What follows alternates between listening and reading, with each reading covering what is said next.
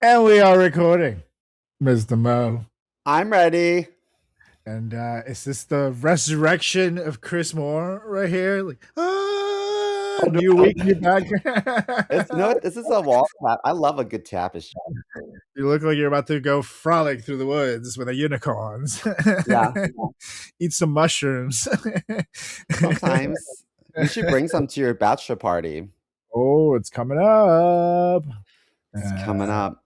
It's going to be a magical time. I've been working out because I want to look good in my bikini for all the straight boys. Me too. Because everybody knows there's nothing straighter than packing 14 dudes in a house together. No girls. Girls, icky. Ew, get out of here. We just want to hang out and dance together. I remember when we went to our fraternity used to go to this place called Deep Creek Lake, Yeah, wisp. or Wisp, and it's like I think it's pretty much a winter vacation destination for like skiing and things like that, right? But Yeah, I've never actually gone skiing. I just always hung out in the hot tub. But I remember everyone's like, Simo's so fucking gay. He just sits in the hot tub like a little fairy. And I'm like, you guys are all wrestling with your shirts off. That's gay. I'm keeping it to myself. I'm just relaxing. And you guys are rubbing up. You guys are all gonna get ringworms, you dirty fox. Why do you have a boner? Yeah. Why do you have a boner? Fag. He can say it. Anyways, Mhm. we are gonna do this in 3, 2, 1.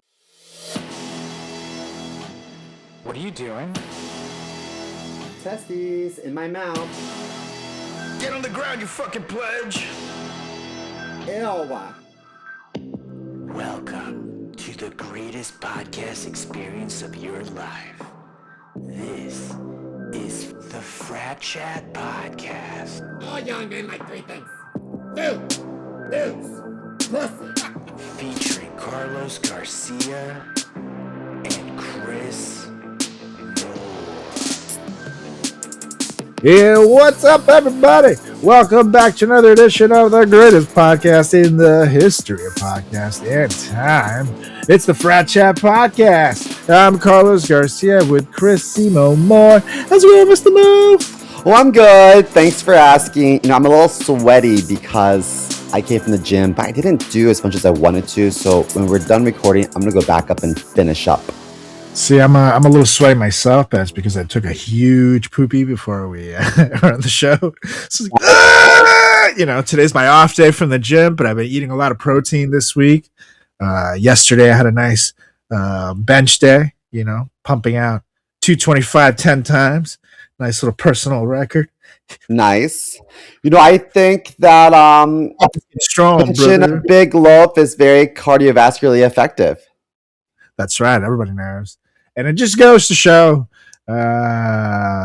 especially the way that poopy came out, that things are nice and healthy. It came out in the shape of a little Arnold flexing, So I was like, Oh, wow. nice. Makes Pictures my are work good and happy. That's right. They used to just come out more like those paintings that people say it's art, but it's just like shit, just different colors, just like splattered across the wall. It used to just come out like that. What about the man doing this? That's right.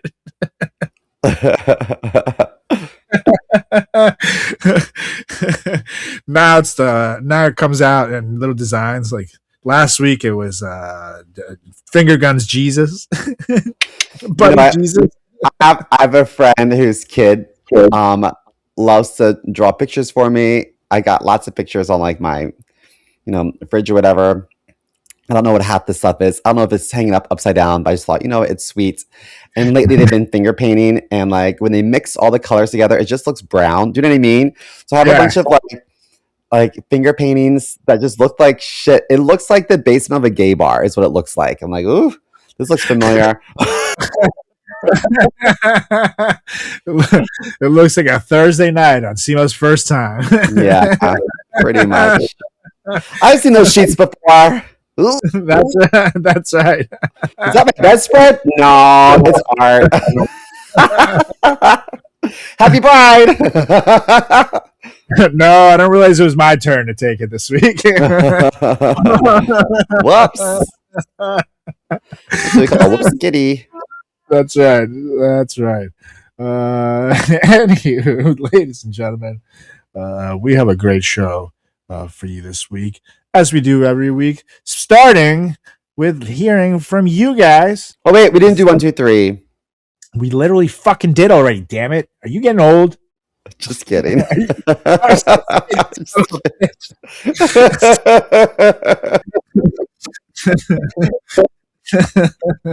was like, you motherfucker, is this a joke? That's exactly what it was. Anyways, it's emails from the listeners. So why don't you start us off this week, Mr. Mel? We got two good ones again. Well, I picked this one because Charles from Virginia Beach said at the end, "Happy Pride, CMO," and I was like, "You said all the right things." Okay, so Charles from Virginia Beach, which I'm assuming is in Virginia, correct? Yeah. You never know because Kansas City's in Missouri. You know what I mean? Like you never know. You know what? That's a good point. I cannot lie. For a moment there, I thought you were just a complete fucking moron, and then you said that, and I was like, okay, it's a good. Touche. You never know. So restored my faith in you, CMO. Okay, thanks. There's also a Miami in Maryland. That is true. There's a lot of Miami in the U.S. for some reason. You know, because we're in New York, whenever I hear Portland, I always think Oregon. But there's also a Portland, Maine. Like, maps are hard. Yeah. And stupid. I get Sarasota, Saratoga mixed up. I told you about that. That's a story for another day. Okay, so Charles from Virginia Beach, he said, "Dear Frat Chat, my nephew has always been picked on for various reasons, and I'm happy to announce he's finally made a nice group of friends. They're a little odd. Well, they're a little odd for my taste, but I'm happy he's finally got some companionship. His parents are concerned that this group of friends is a bad influence on him because his personal style is looking a little gothic these days. He's painting his fingernails, and now he's asking that we use they, them pronouns. Do you think this is a phase? My brother and his wife are conservative and freaking out, but I don't know how to navigate this situation when we're all together. And they're blatantly denouncing their kids' interests, friends, and now his identity. I'll take any advice that you have. Happy Pride, CMO." I mean, I'm not convinced. Maybe, I don't know. Who knows? And I'm not, honestly, from the area where they are, this normally, Virginia Beach can be, it's like a half and half, like conservative-y and not, you know, but this sounds more like they're like vampire goth and not like LGBTQ they them. Because sometimes the vampires, it's like, I am Vladimir, I am also Rene. I've been possessed through thousands of years and lived many lives. I am they them. Let me suck your blood. You know, like this doesn't sound like it's like now, especially with like they're wearing goth shit and painting their nails black. I'm pretty sure they're like vampire goths, which I mean, yeah, it's weird. But like it's not like your kid's not coming out of the closet necessarily doing that. He's just like I don't know. It's just he's just like, you know, spend a lot of time at Spencer's gift shop. You know? Yeah, hot topic next door. I think that sometimes this could be a direct result from parents being overly conservative. Like if you raise kids to like not have any freedom, they're gonna be big drunk sluts in college. Yeah. It's just how it is. Actually, let me speak to our conservative parents here in a way that they will understand. I gotta switch my hats here to something a little more truckery. Hold on. All right, there, boy. So let me tell you here something. Pretty sure you don't have to worry about your kid being some kind of sissy. All right. But you do have to worry about them being some devil vampire. So burn them. Get the stake, set them on fire, burn them alive. They're the devil. All right. switch back to me. To your red hat. What's the hat say? Does it say This is MAGA? yeah, right. This is actually I did some work for this brand. They're called Odd Jobs. We're not sponsored by them. I just did a Odd little jobs. yeah. And, What kind of jobs are these? Are they hand jobs, blow jobs, rim jobs? If you odd have jobs? that, you can't afford them. But it's actually hats for people with bigger heads, and so like for me, it was perfect. And so these ones are not snapbacks; these are like the little like magical zippers, what the fuck it's called. And then, but I also have snapback ones, and they fit so much better, and they're so comfortable that I'm a believer. I wear them all the time now. They gave me Nice. and I am very happy with them. So shout out. Again, we're not sponsored by them, but they really, if you have a big dome like I do, Wasn't that a character in GoldenEye? Odd Job? it was a James Bond character in the video game GoldenEye, but also in the movies, the 1964 one, I think it was. I think it was Goldfinger. The little guy. Yes, good, little thick guy. Like a little chode. That's right. He was a chode master chode, but he was a big dude. He was kind of scary. I think he was a legit tough guy. So yeah, but Charles from Virginia Beach, I'm still not convinced that boy is just a vampire. So I don't know. I think it's you know what, Charles, it doesn't fucking matter. Just let him be. Like, just fucking like tell your. It's 2026. Virginia Beach has a lot of gay people that go up there. You all should be used to seeing them by now. You know, it's like it's not a big fucking deal. you know, I want to say two things. One is I have a friend that has a kid who is exploring options with pronouns, and like whatever makes them happy, who cares? You know, so my friend was like, what do I do? She was like, I need advice from my gay friend. And I was like, well, I don't think they and them pronouns is like in the gay umbrella. That's more like gender identity as opposed to like orientation. I said, you know, let me ask you this. Did you take your kid to get a physical this year? She's like, yeah. I was like, how was it? She's like, what do you mean? I was like, you have a healthy kid? She's like, yeah. I was like, okay, then what matters is that you got a healthy kid and you're blessed. And let's just fixate on that. Like, you have a normal, healthy kid with their own interests or whatever. Is it a phase? Maybe, maybe not. Maybe this person's an outlier, maybe not. Who cares? Who cares? Like, as long as they're a nice kid and they try hard in school and you know they're healthy, like who cares? Like, be thankful.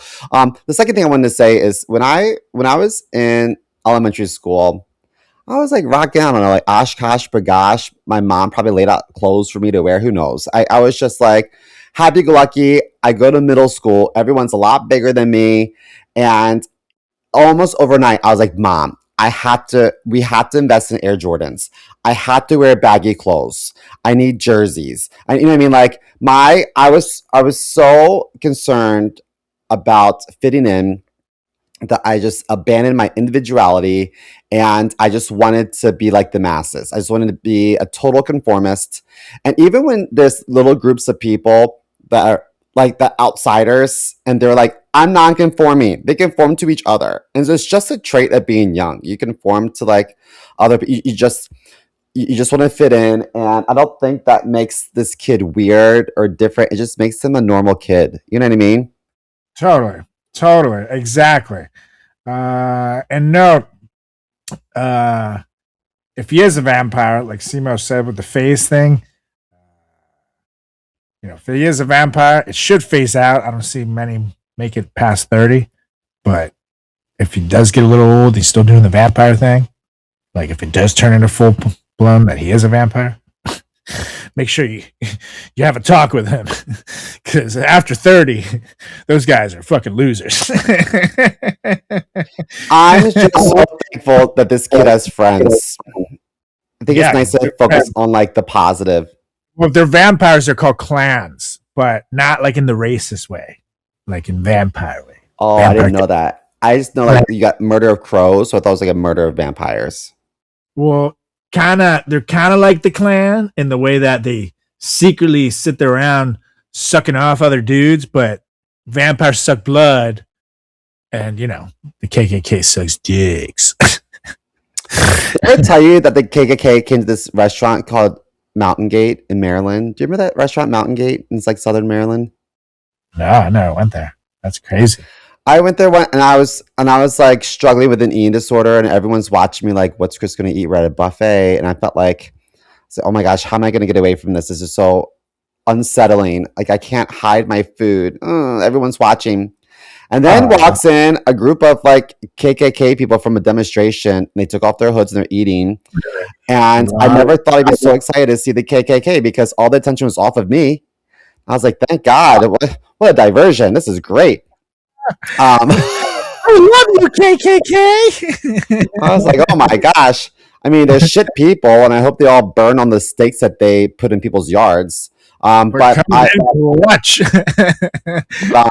Yeah, I thought to myself, I remember thinking to myself, God, I wish that there was something else that they could fixate on instead of me. And walked these like weirdos in these like robes, and like, you know what? When these people took off their hoods, I was like, I wish they put the hoods back on because I've never seen a better specimen of inbreeding in my life. The like little tiny baby teeth and like the weird deformities. I was like, no wonder. Like, I thought to myself, are they purely like bigoted, or they just need an excuse to wear a face garment because they're hideous? Maybe it's column A, maybe it's column B. I don't know. I wonder what those hoods smell like. Oh, shame and and all day they're just sitting there with the hoods on, and they're just blowing their nasty ass stinky breaths back into their own noses, and then all the sweat too. Like, ugh. Their breaths probably smells like they're like dog's genitals. That's right. Yeah. Hey, old Blue is old and he can't lick himself like he used to. Okay, sometimes he needs a little help. Mm-hmm. I'm just being a concerned dog parent. Now come here, old Blue. There's this guy recently on the news. There's this really well-respected lawyer in Texas who had put cameras in his house where he's getting some work done. And there's a lot of like vendors in and out of his house, and he's like, and like contractors. So they put cameras, and his wife checked the cameras and saw him violating the family pet. So she called the cops on him, and he's in jail. She turned him in. She's like, I don't want that shit in here. So, so someone who's so well respected in the community for being like a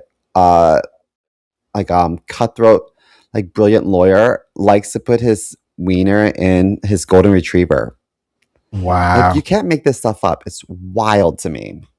It's funny. I have a joke very similar to that story, and I didn't know that it was so close to home. I'll find the article and send it to you. But anyway, Charles, I wish you the best of luck. I'm hoping that you are a source of comfort and refuge for your nephew. That's right. Anyways, on to the next one.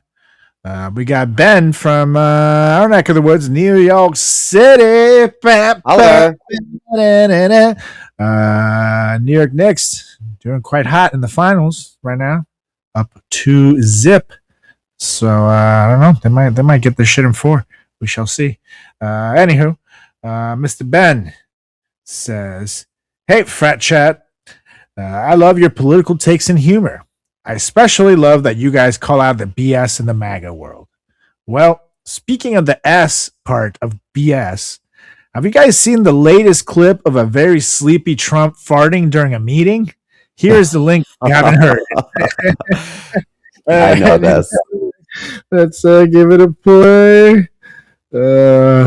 Let's see. Again, working through all the permitting to drive towards that so that we can be selling clean, reliable energy to our allies in the Pacific who want to do more trade with us. And lastly, again, thank you for creating the national... Oh my God. Yeah, that's a fart. That is a fart. Hold on. You can see him. He's like nodding off, and he's just literally nodding as he kind of like, and hold on, here it comes. To all the permitting to drive towards that. So You're that started. we can be selling clean, reliable energy to our allies in the Pacific. Just end it. Who want to do more trade with us. And lastly, again, thank you for creating the national. This thing is like, I quit. The guy behind he notices that he just stands back a second like, oh shit. He kind of looks at the guy next to him like, this. Did you fucking hear that? Hold on. Towards that so that we can be selling clean, reliable allies in the Pacific. Oh my god. Oh my god. Oh my god. I think he has any like control of his like, I don't know, like rectal muscles? He doesn't. He literally, he's getting older. It happens all the time now that he has these disgusting farts that fucking, destroy the earth. It's crazy. And I will have to say, even though he's getting older, that is a powerful long fart. That is, like bean burrito. Like that is that is some power in that sphincter, Mr. President. There's probably people right now outside the White House picketing and protesting about global warming. He's like, nope, false alarm. It's just me. It might feel warmer in the moment. It's just me. It's just me, folks. I'm releasing gases into the sky right now. Believe me, some very powerful gases. Like to see Joe Biden take a crack at these gases. Believe me. Yeah, everyone's like, why are you bombing Iran? And he's like, well, we don't need their resources. We've got gas here at home. We have lots of gas right here. So much gas. I've got gas on tap. Plug it up. I'm not bombing Iran. I just had Chipotle for dinner. Believe me, it was just me in the bathroom we were listening to. It wasn't a bombing. Mm-hmm. Imagine what that diaper looks like, because it's known now. It's widely known. I'm not making this up. So MAGA, don't come at me. It's widely known that he wears diapers now.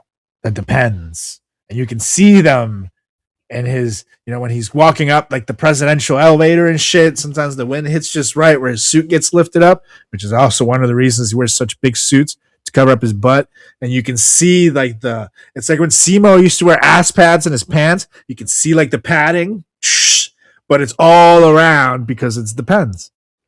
I don't wear them anymore. Thank you. Right. I had no ass, but I put on 30 pounds during the pandemic, and now I fill out my pants quite nicely. There you go. I have a friend whose husband is in the Secret Service and was a part of Trump's detail in his first term. And even the first term, he was known to be very gassy and stinky. Oh, yeah. Actually, and Ben here, I forgot to finish the rest of the thing. He sends the clip, says, this is not the first time this has happened. Question 1, do you think it's real? 2, why doesn't anyone say anything? 3, why would the media cover it? If Joe Biden was falling asleep during meetings and shitting himself, it would have been front page news. Ben from NYC. And so, do I think it's real? Yes, I do. Yes. Because, like you said, it's not the first time. Why doesn't anyone say anything? Because they're terrified of the man for some reason, and it's a cult at this point. They literally, and they sit there sniffing his farts.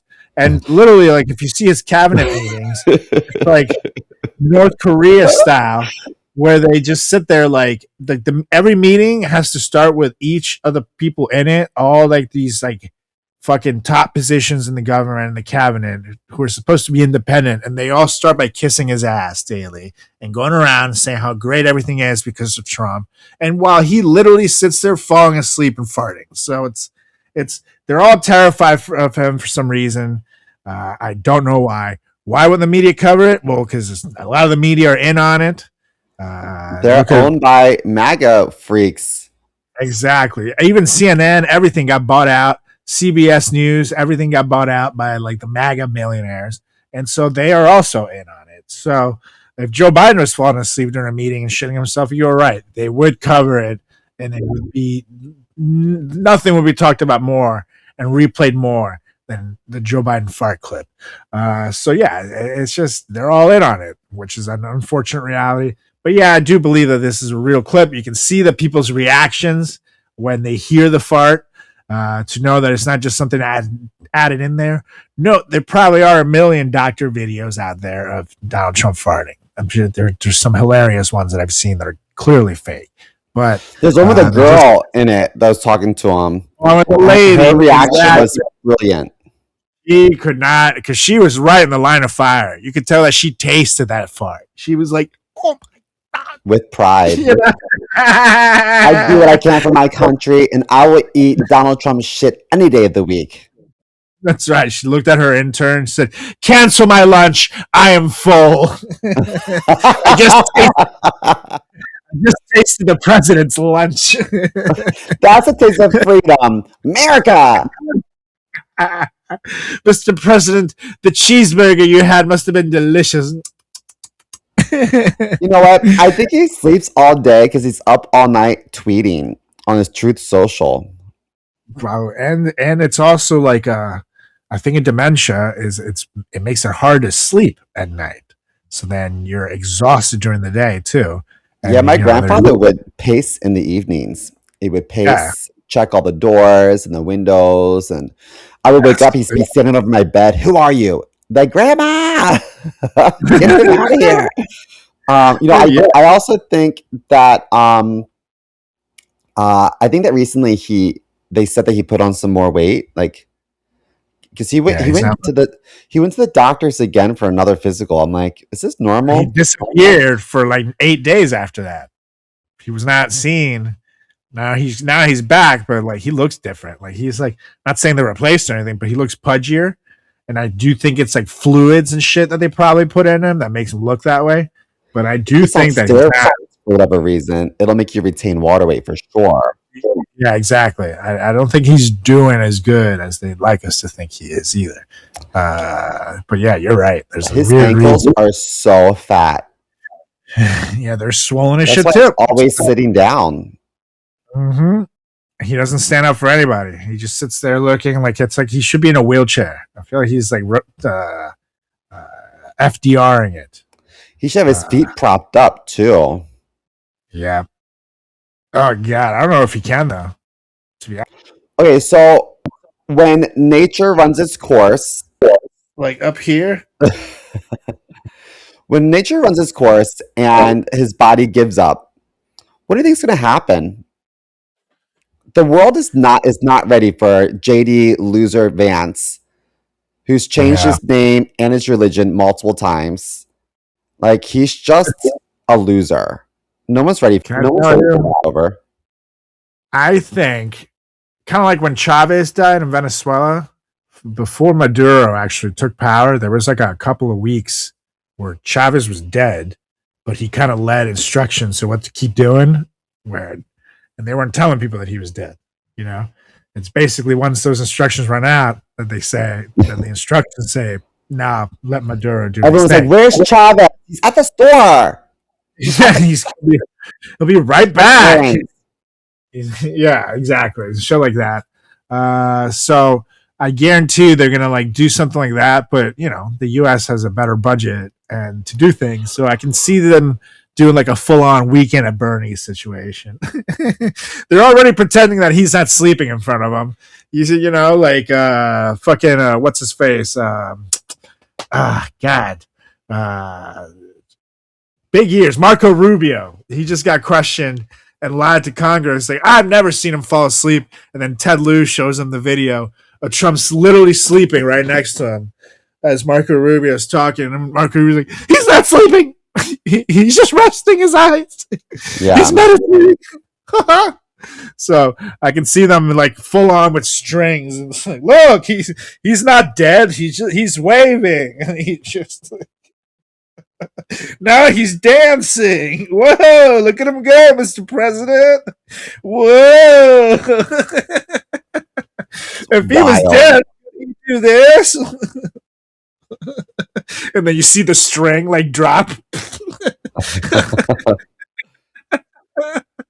Oh no. Yeah, no, it's fucking bad. But anyways, Donald Trump, what do you think? He's so animated. Wow. His voice is like a Japanese voiceover. It's telling me, believe me, and his mouth keeps moving. They put a fart machine under the table, and they're like, "He's always with us. It's like He has so much input. Meetings." The smell of freedom. Oh God, it's awful. Anyways, ladies and gentlemen, boys and girls, it is time for the news.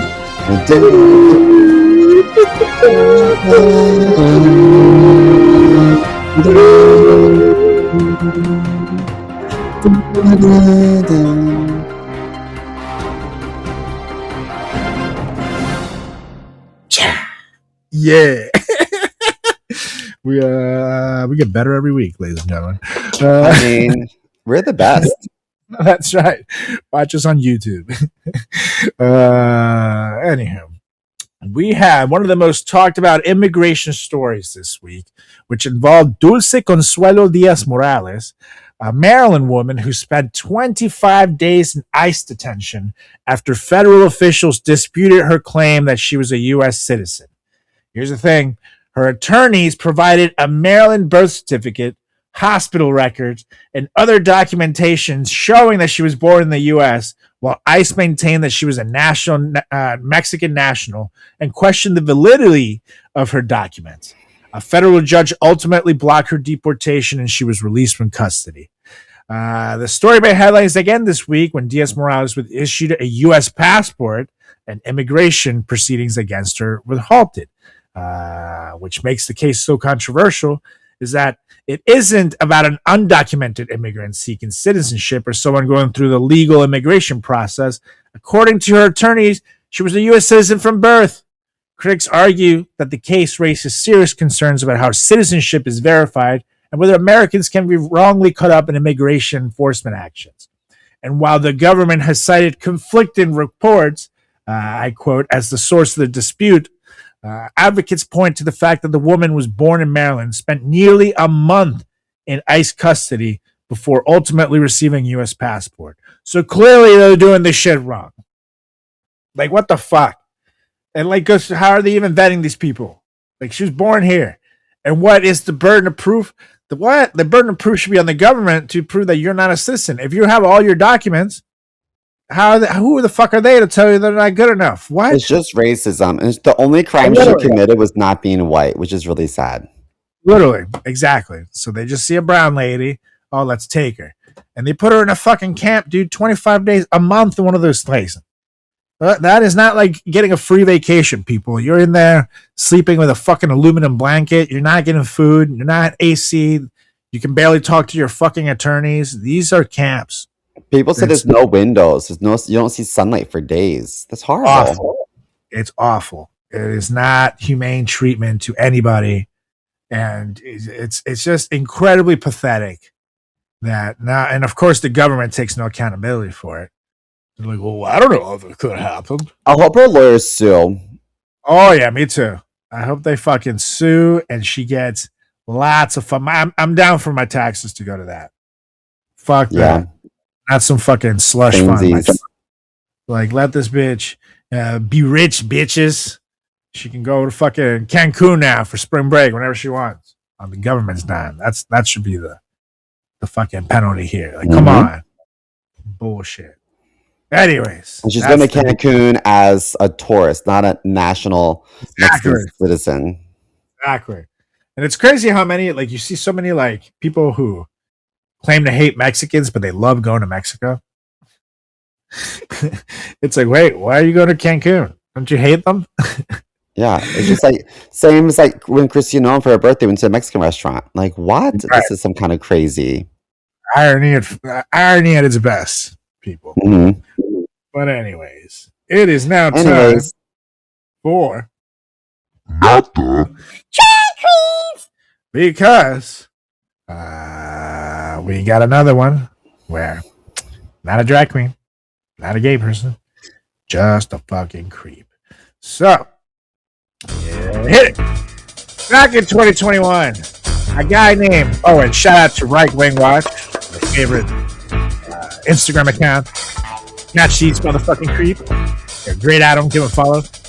At Right Wing Watch on Instagram. Back in 2021, a guy named Kalen Blake Cohen in Texas was spending his time on Facebook doing what a lot of hardcore MAGA posters were doing after the election. Mocking Democrats, joking about riots and looting, and firing off endless bad faith political arguments on them. Fast forward to this week, and Cohen was arrested in Midland, Texas, and booked up multiple felony charges, including charges related to alleged child sexual abuse material and drug possession. According to investigators, the case began after a cyber tip was submitted to the National Center for Missing and Exploited Children. Authorities say a search of accounts and devices linked to Cohen led to the discovery of a large amount of illegal material. He is currently being held on bonds totaling more than $1.2 million. Wow. And yet, yeah, it's a lot of fucking money. And it's another reminder that despite years of politicians, pundits, and social media personalities warning everyone about drag queens or LGBTQ people or immigrants and every other group they can think of, people getting arrested for these kind of crimes are very often exactly who you'd least expect based on that rhetoric, aka the call is coming from inside the house. Always. So, that's right. So for those keeping score, not a drag queen, not a trans person, not an immigrant, not a Muslim, not a library volunteer, reading to kids, dressed super fabulous. I was a white Texas man who was facing multiple felony charges after investigation by law enforcement. So, again, funny how the people screaming the loudest about protecting the children aren't always the people making the news for the right reasons. Yeah, it was always like the people that sit in the first row, the first pew at church are probably the ones that need the sermon the most. Do you know what I mean? It's like, oh, yeah. The loudest Christians are always the worst Christians. Oh, yeah. It's, and it's always like every single fucking time without exception. It's so funny. It's how they use it.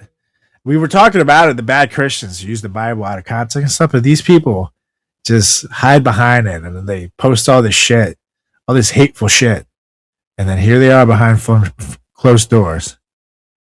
Oof, that's crazy. Yeah, but I'm so desensitized to this. Like, I expect this now. This is what happens. This is the party. MAG is a party of perverts and child rapists and human trafficking and fucking your family dog. They're all a bunch of like sexual deviant like losers. This is MAGA at its finest. Yeah, I agree. Completely agree. So MAGA, it's kind of time to check your peeps. You know what I mean? Hopefully this weekly segment can open some eyes that, you know, again, the call is coming from inside the house. So just saying. Just saying. Anywho, Mr. Mo, it is now time to get to it. Because Hollywood has been casting straight actors in LGBTQ roles for decades. Sometimes it works so well that you completely forget you're watching actors. Performance is believable, emotional, becomes an iconic part of movie history. Other times it's somebody like somebody watched an episode of Will and Grace, did 5 minutes of research and said, yeah, I got this. Today, we're counting down the best and worst actors to take on LGBTQ roles. To be clear, we're not judging whether these actors are good people or even good actors overall. Some of them, the ones on our worst list, have actually won Oscars. We're judging the performance itself. Did it feel authentic? Did it age well? Or did it rely on stereotypes so outdated they should have come with a Blockbuster membership card? And on the best side, we got actors who delivered genuinely great performances and created characters audience can still remember years later. On the worst side, we got performances that sparked backlash, controversy, eye rolls. In some cases, left viewers wondering if anyone involved had actually met. LGBTQ person before filming started. So we'll gonna go back and forth, and we'll each start with an actor who nailed it, and then immediately shout the one who didn't do so well. Maybe made people cringe. But it's gonna be fun. It's gonna be fun. And then again, actors, if you're the ones that made it to the worst, don't get offended. It happens to the best. CMO used to have this character that wore blackface. Told him it was racist for years. And he would not listen. I was wearing a mud mask at a bachelorette party. Yeah, that's what they say. What? Anyways, good times. Do you want to start us off this week, Mr. Mo? Or do you want me to start? I'll start. Should I do the worst one and the best one? The worst and the best for my number 5? Yeah, whatever makes you happy. Yeah, start with the worst and the best. So I don't get me wrong, I love Adam Sandler, but when he was in I Now Pronounce You Chuck and Larry, I thought, what a horrible representation of a gay person, because I think that his performance relied purely on like caricatures of gay men, and I it was just a slapstick funny movie, but I didn't there was no like authentic gay romance. Yeah. Well, I mean, they weren't. This one has to be an asterisk, because technically the plot of that movie is that they're straight guys, but they're getting married because one of them had like a visa issue or something like that. Correct. So they are straight and they're pretending to be gay. I know, but they could have pretended harder. Yeah, when they pretend to be gay, they just do like the worst stereotypes, which I get. At the time watching that movie, I'm trying to think how I took it. I remember not thinking it was a great movie, but it did make me laugh a couple times.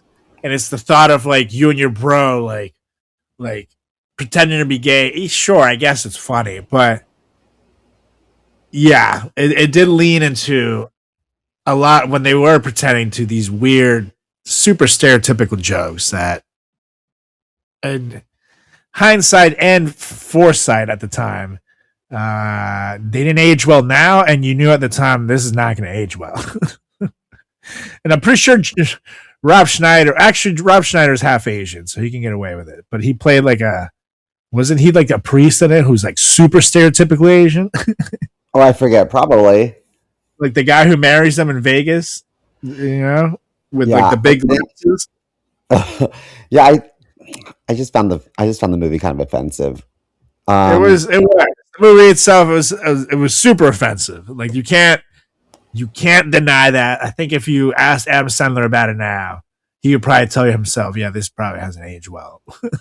To me, it's in the same boat as if like I were to play an Asian sushi chef in a restaurant and was very stereotypical. Yeah. That's offensive. If I were to play a Latin guy in a mariachi band, you know what I mean, with my best Cheech and Chong accent, like that's like we're better than this. You know what I mean? Can I hear your best Chong accent? I kind of want to hear it. I don't know if I can do one. You know this one time? Yeah. How you doing, man? Yeah, give it to me. I don't know. Like I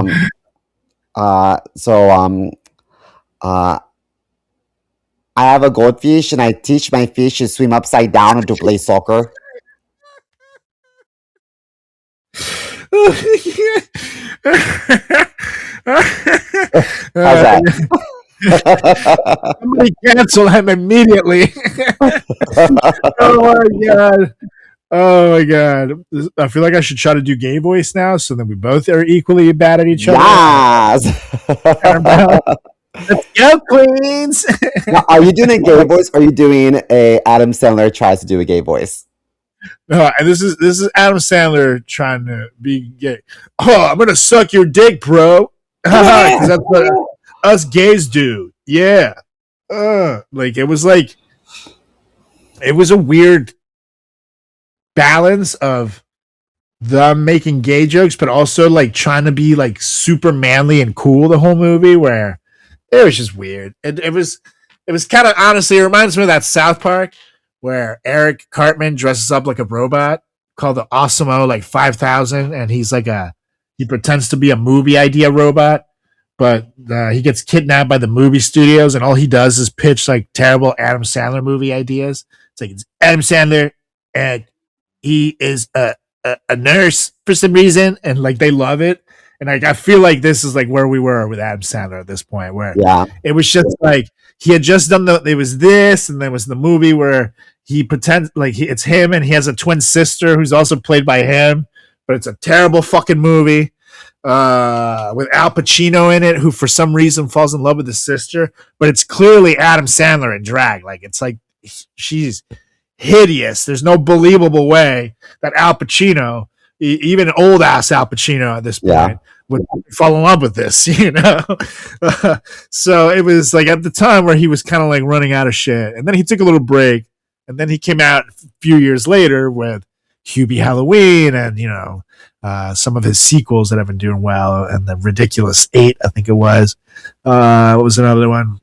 But yeah, he needed a break for sure. He was tapped out at this point. So I'd like to hope up for that as a buy for him because I love Adam Sandler, and there's some great movies that have aged well, like The Water Boys, fantastic to this day.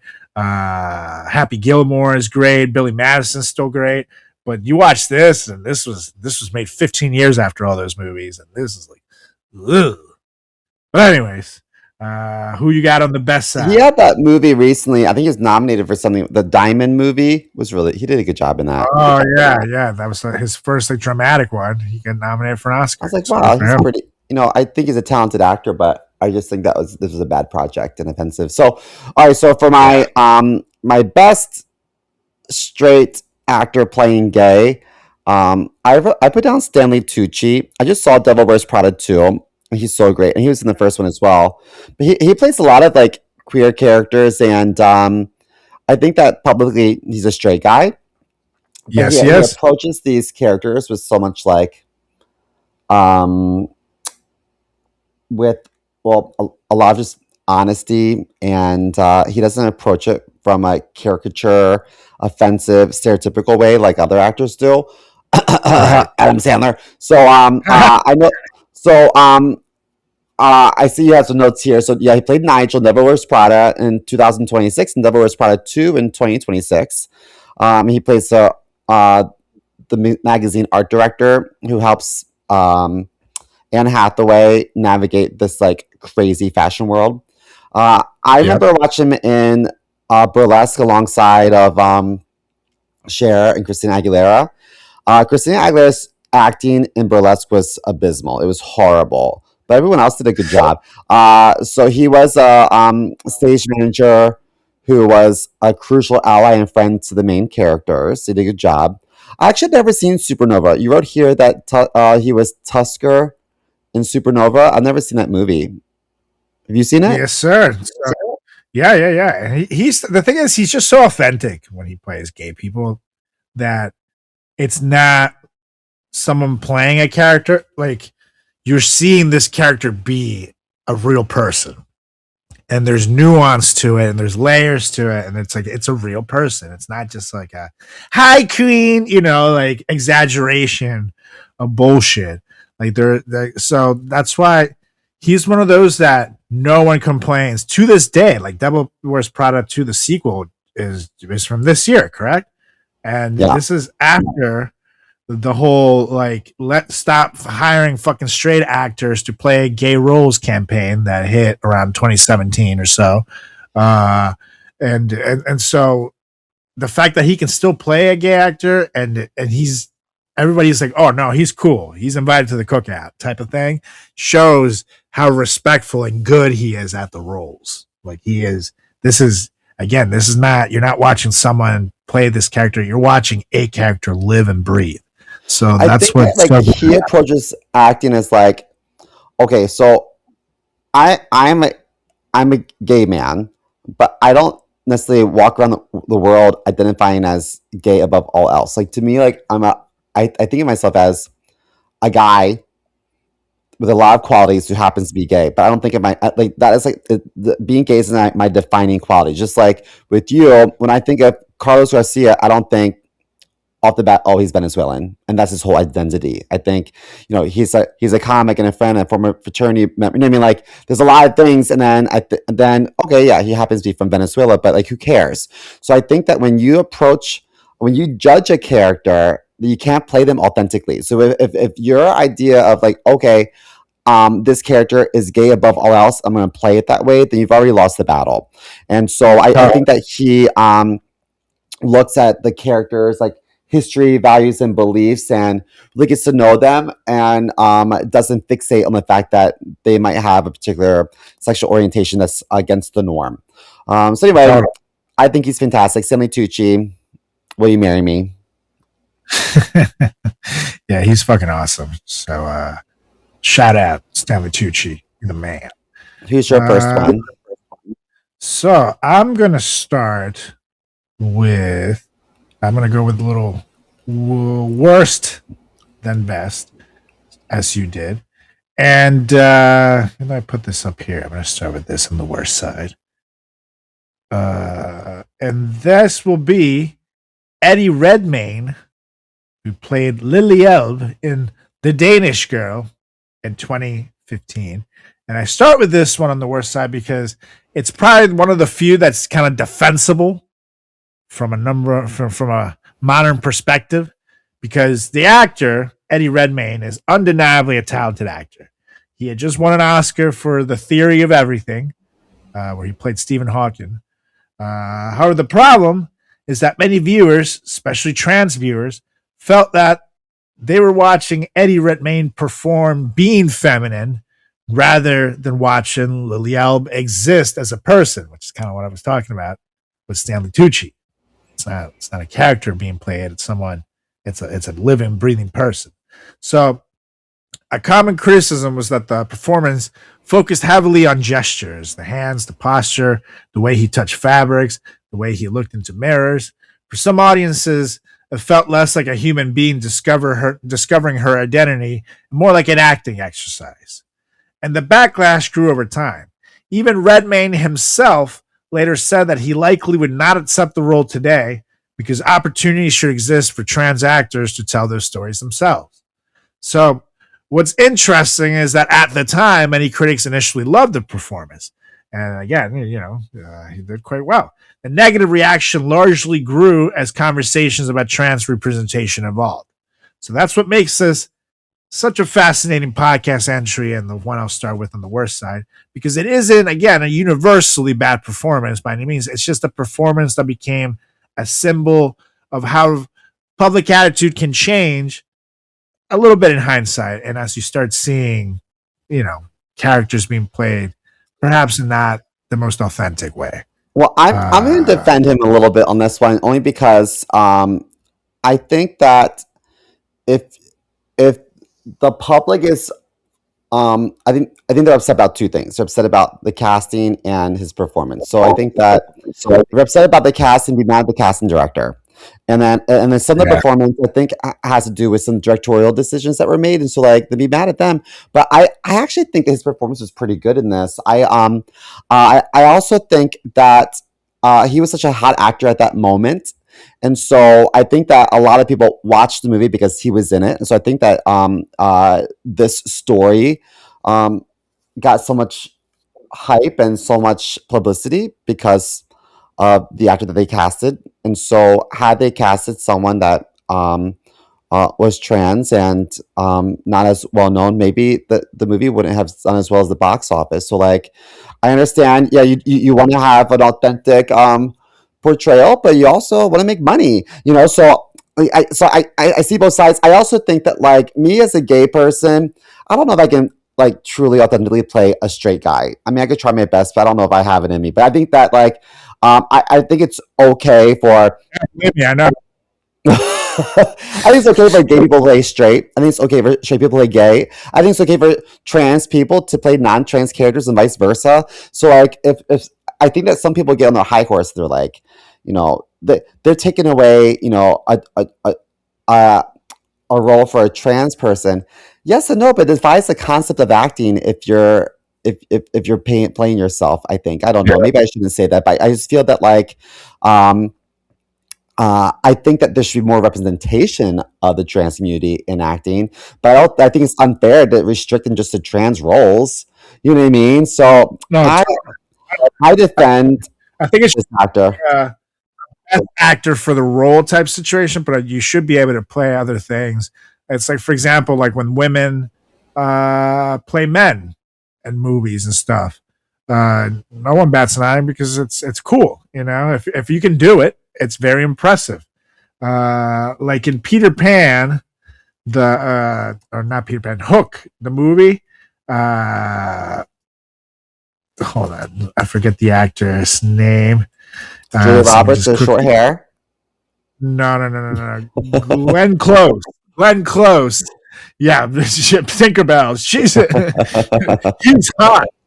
But Glenn Close had a cameo as a pirate who, I don't know. Do you remember Hook, the movie? Mm-hmm. Oh yeah, Robin Williams. Remember the pirate that gets thrown into the box with the little alligators with the beard and shit? The old man. Was that her?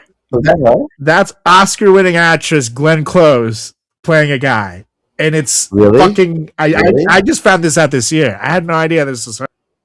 Does Glenn Close have an Oscar? I'm pretty sure she does. I feel like she gets nominated for so many things, and I'm always like, when's she gonna have her moment? Let me check. I'm pretty sure she does. Oh yeah, she has never won. She has the most nominations without a win. Wow, she's like the crazy Susan Lucci of like movies. Yeah, that makes me sad. She needs an Oscar. Someone give her an honorary. Well, at this point, like, come on, what the fuck does she have to do to get earn a goddamn Oscar? But here, I just text you. And yeah, that's right. It works every time. Oh yeah, CMO. But yeah, dude. So I feel like you should be able to expand as an actor as long as you do a good job. I don't think I just think it should be whoever's the most talented and can play the role the best, and then go from there. Now, if you just cast, Leonardo DiCaprio to play a lady just because it's Leonardo DiCaprio, he might suck at it. You know what I mean? So that's on you. So that's when I don't, I get putting a name in, but the name should also be able to carry the load. In this case, which is why I say I put him at my first one, and I started by saying it's one of the few that's actually defensible on the list, because I do think that if I'm him and someone offers me this role, I'm going to fucking take it. I want to work, and I want to challenge myself to be a good actor. I'm going to try my best, but I can't fault him on taking it. And watching him back, even watching the trailer today, just to remind myself, get a feel for the taste for the movie again. Cause I do remember it from way back when, from 2015 almost, or 2016. I think he did fine. I personally wouldn't hate it, but I also know that, trans people might see it differently, as is the right to. So I get that. I look at it from a different lens that someone might, and I get that.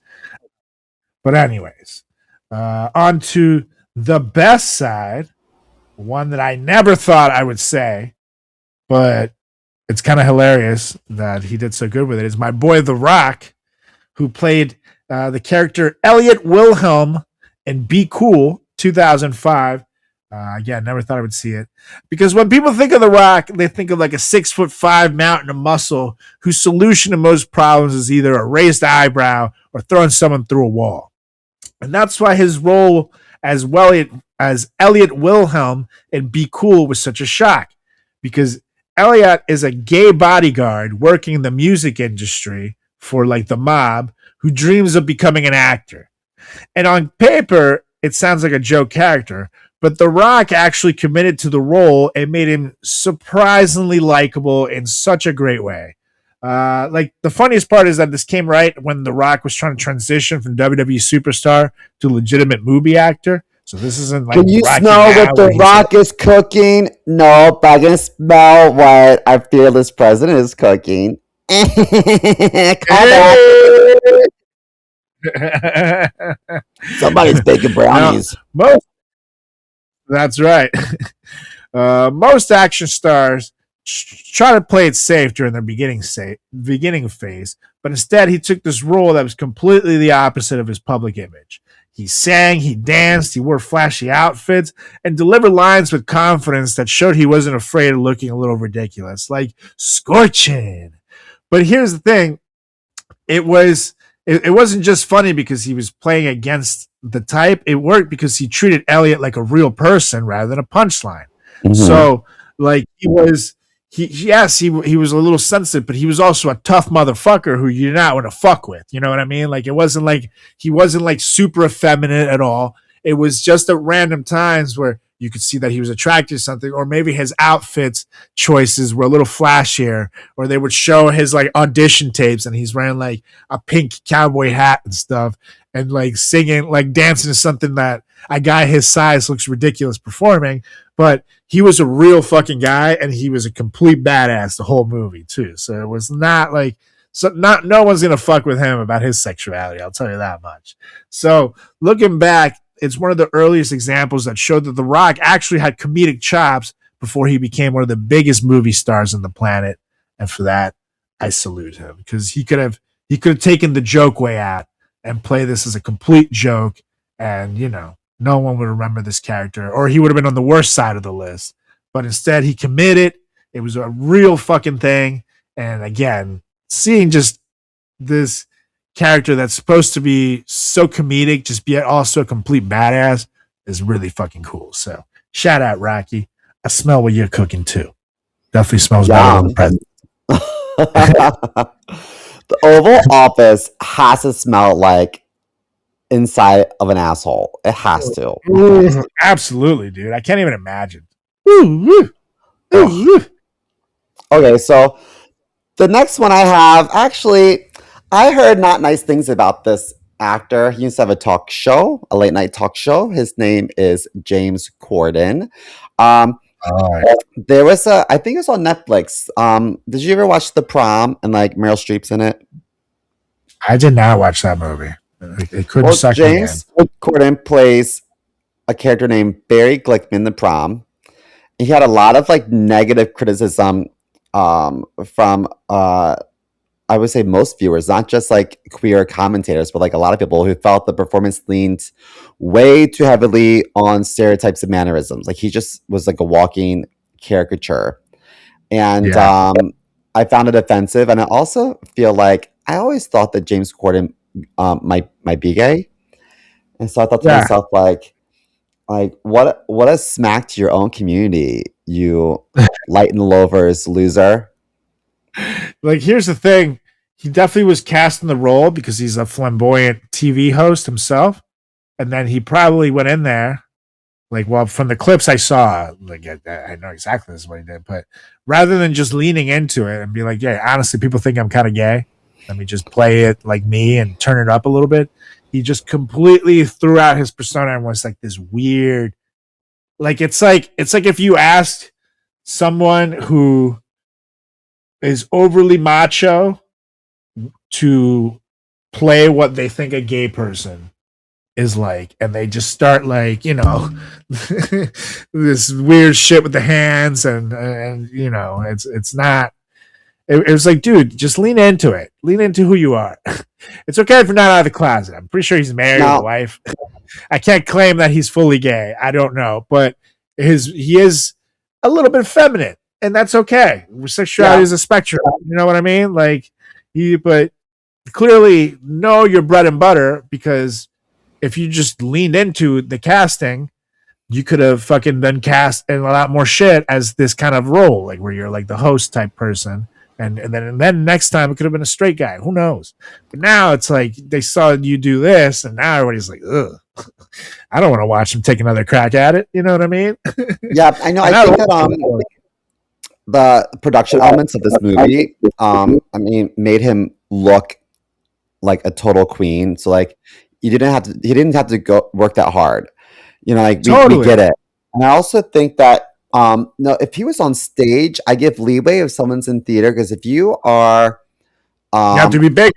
I of get it. course, yes. If it's a Broadway show and you want to make sure the person in the last row really, really gets Right. what you're serving, then I understand making everything larger than life. But I was disappointed in his performance in this role. So for my best, I have did you ever watch the movie Behind the Candelabra?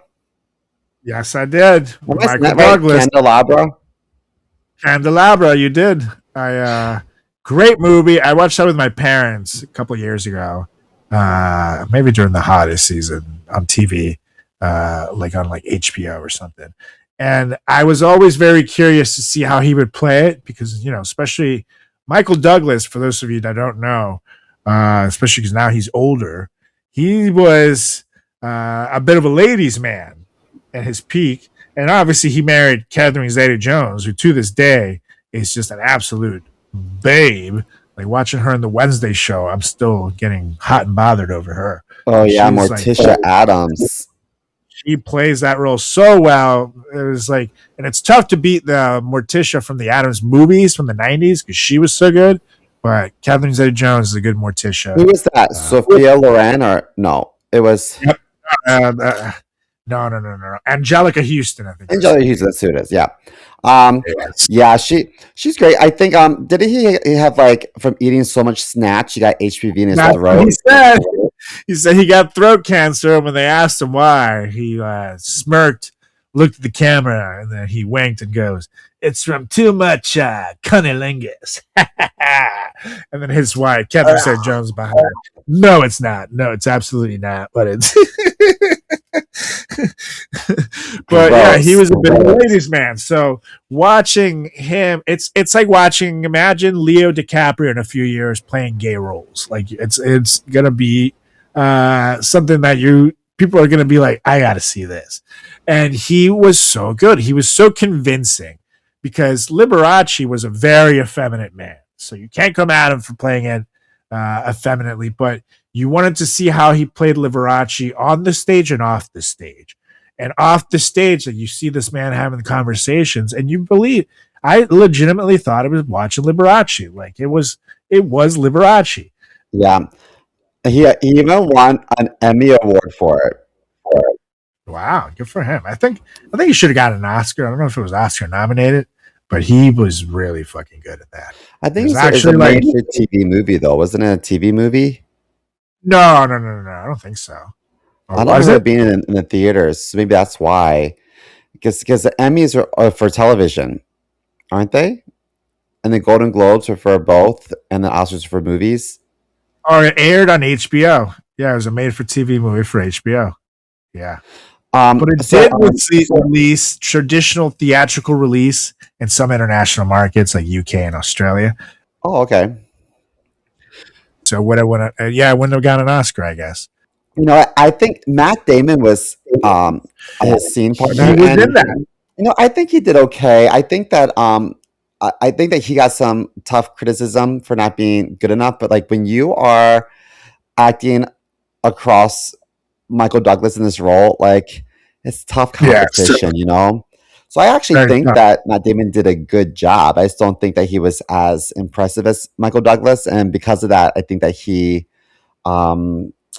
yeah, but in comparison, Totally. okay, It's though. because also Matt Damon, if you like Matt Damon, I think is a wonderful actor. I love all his movies, but when you watch him work, a lot of his characters are similar. It's Matt Damon essentially. It's him.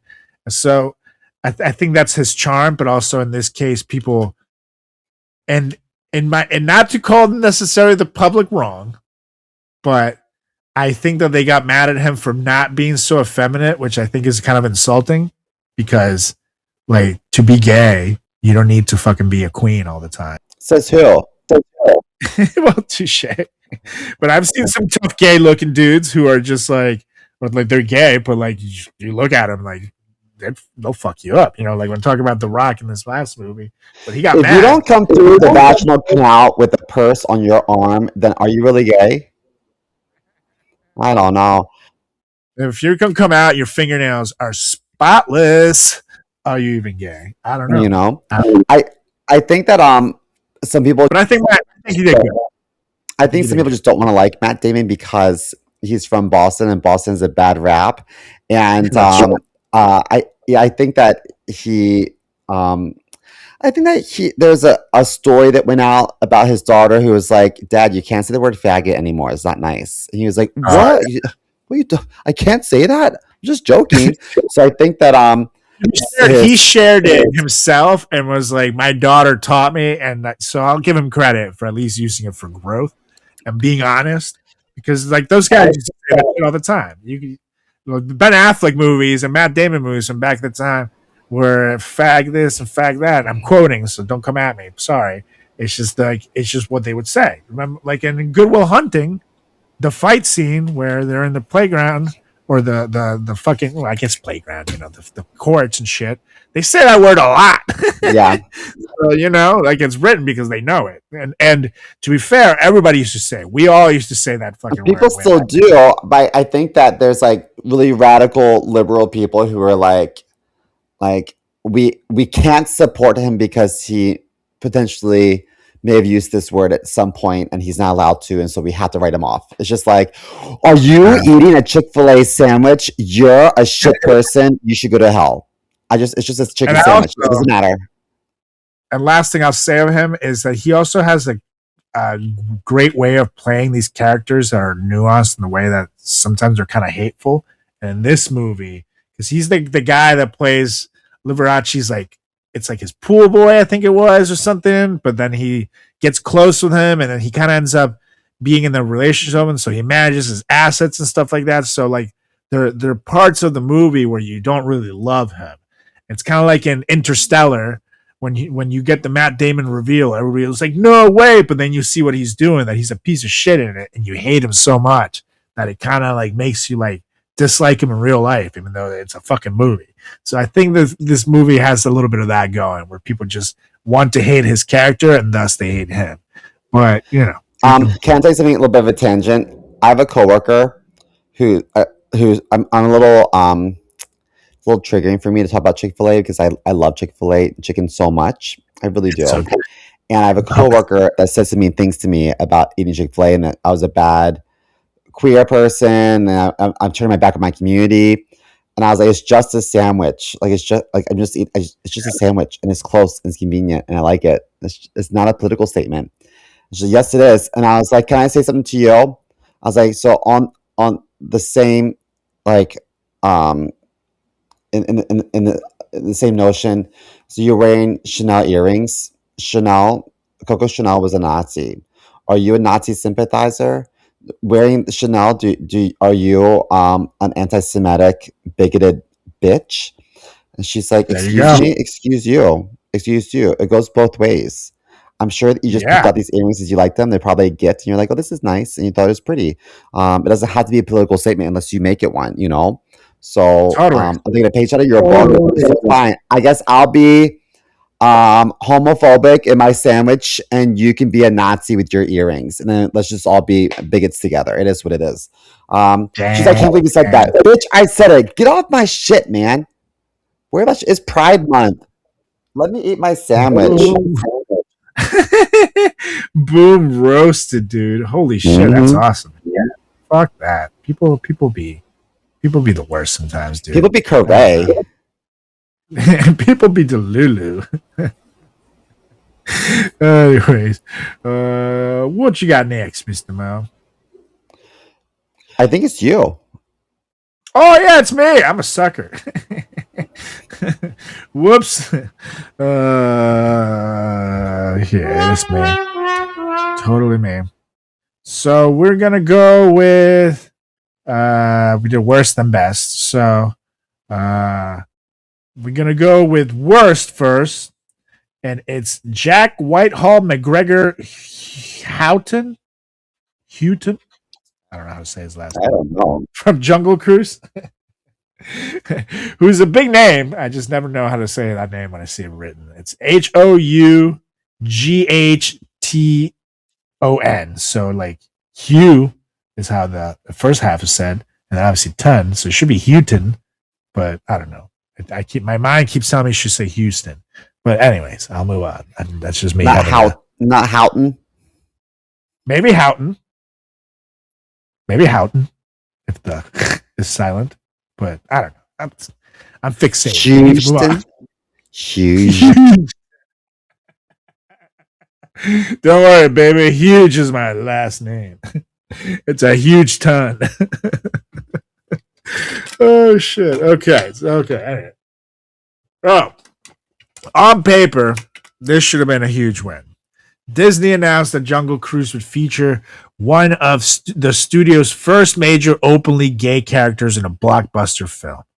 And in 2021, that sounded like a milestone, especially for Disney, knowing the history. So fans were excited, critics were curious, and then the movie came out. No. So, Jack Whitehall plays McGregor Houghton. I don't know. The brother of Emily Blunt's character. And early in the film, McGregor suddenly reveals that he loves someone that he couldn't be with, confirming that the character is gay. And the problem wasn't that McGregor was gay. The problem is that many viewers felt Disney immediately fell back on decades-old stereotypes when deciding how to portray him. Like throughout the movie, McGregor is frequently presented as overly fussy, nervous, fashion conscious, physically timid, and lacking the rugged qualities possessed by the other adventurers. So critics argue that instead of creating a fully developed gay character, Disney simply dusted off the same personality traits that Hollywood had been assigning to gay men for years, which honestly is not very shocking for Disney, to be honest. Mm-hmm. Many LGBTQ commentators pointed out that this was supposed to be a groundbreaking moment, and instead the character often felt like a sidekick whose defining trait was being less masculine than the other guys in the room. So the backlash became even louder because Disney heavily promoted the inclusion beforehand, and when a studio markets something as a historic step forward, audiences naturally hold it to a higher standard. And what might have been overlooked in another movie suddenly became the center of conversation. So to be fair, some viewers defended the character. They even argued that not every gay character needs to be hyper-masculine action hero, and that McGregor ultimately gets moments of courage and growth throughout the story. But for other critics, the issue wasn't masculinity versus femininity. The issue was originality. They felt that Disney's first major gay blockbuster character should have been more than a collection of familiar traits that audiences had seen countless times before, which is pretty fair, to be fair. The result is a performance that became less famous for the character himself and more famous for the debate surrounding him, and that's actually not a great sign. So Disney spent years hyping one of its first major openly gay characters and somehow landed on what felt like Victorian British theater kid number 7. That's like saying you're getting breast implants and showing up with a fresh set of A-cups, Disney. What the fuck are you doing? That's disappointing, dude. Yeah. We want floppy taters. Give us floppy taters. So, on the best side of it, I'm going to go with my boy, Robin Williams. Yes. God, he's the man. Who played Armand Goldman in The Birdcage in 1996. And, he's just the greatest. So by the mid-1990s, Robin Williams was already known as one of the funniest humans alive. Audiences expected wild impressions, rapid-fire jokes, and complete chaos whenever he appeared on the screen. In The Birdcage, however, he surprised everyone by playing the straight man, well, not literally straight, but the calmer and more grounded half of a gay couple. Williams plays Armand Goldman, the owner of a drag nightclub in South Beach. His character has been in a loving relationship with Albert for years, and the movie revolves around them trying to hide who they are when their son brings home the daughter of an ultra-conservative politician. It's fucking hilarious. What makes Williams' performance so memorable is that he doesn't overdo it. He lets Nathan Lane, who is a gay actor at the time in the closet, he lets him steal most of the big laughs while he provides the emotional core of the movie. So the relationship ends up feeling super genuine and lived in, which was relatively rare for mainstream films, especially at that time. The movie became a massive hit and helped introduce many audiences to LGBTQ characters who weren't villains or stereotypes or tragic figures, which is a huge reason why the role remains so important today. So Robin Williams, he's my homeboy, dude. I But I love also him. think that like Robin Williams had so many like huge family friendly blockbusters, and so for someone that had such the support of like um families of all ages across the world to play a gay character could have been like a career suicide at that time, and he did it with such pride and was like, listen, like I'm gonna give this character, I'm gonna act it with justice. I want to make sure that it's a full-fledged character. Is a good play. I mean, it's a good movie. It's a good plot, and I'm gonna try my best. And I think that Totally. yeah, I have a lot of respect for him. I miss him. I think he's probably my favorite actor as a kid. I love him so much. And the thing about Robin Williams is that he was just such a caring man. Like speaking of when this movie, when they were promoting it, uh, Nathan Lane was almost outed on the Oprah Winfrey show out of the closet in 1996, which, as you know, with what happened to Did Ellen. she ask him? She was like, "Are you gay?" So, to preface it, Nathan Lane confided to Robin Williams before the interview that he was terrified and not ready to publicly discuss his sexuality on national TV. So during the taping, Oprah started asking Nathan Lane why he was so good at playing that girly stuff, in quotation. Why are you so good at that girly stuff? And whether he was worried about being typecast. And sensing that Lane was anxious, Robin Williams swooped in and completely derailed the question by launching into like an improvised like tangent of, just Robin Williams' funniness and completely diverted Oprah to him without saying anything. Oh, don't ask him this Oh, thing, So that's then nice. Nathan Lane praised Robin Williams as a saint and a beautiful, sensitive soul for stepping in and shielding him before he was ready, because he did not come out publicly until a 1999 interview with The Advocate. So good for him. That's such a good friend, especially in entertainment. It's tough to find good people like that. So shout out Robin Williams. I miss him so much, man. I miss him so Yeah. much. R.I.P. man. It always makes me R.I.P. sad. Robin Williams. You were a real one.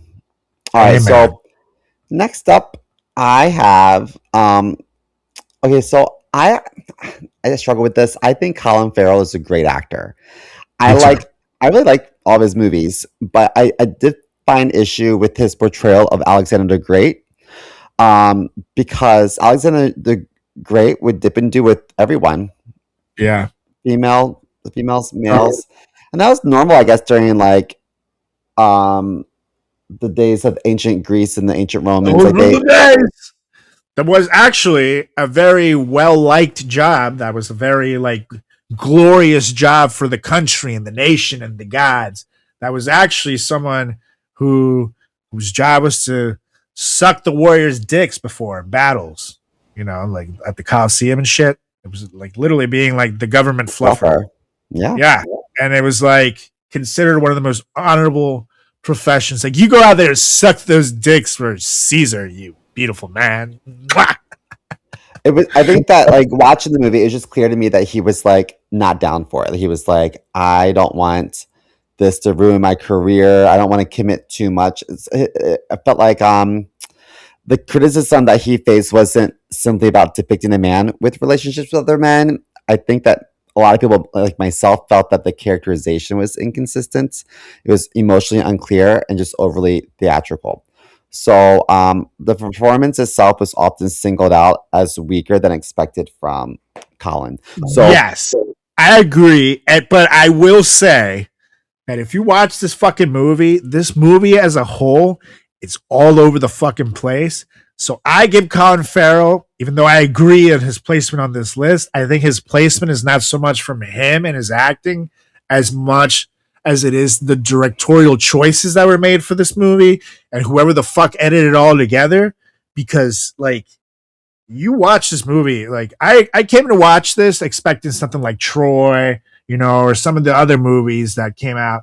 and which was a lot of war, a lot of cool action, and the fact everybody knows that Alexander dipped in both pools. You know what I mean? But it was just like this movie made no fucking sense as a whole. Like even like him playing that, it did seem like a theater play. It was like overly theatric, but then they would then just cut into this other scene that had nothing to do with anything or whatsoever. So it's just like him being bi or gay was just kind of thrown in just for shock value as opposed to like being part of his character. You know what I mean?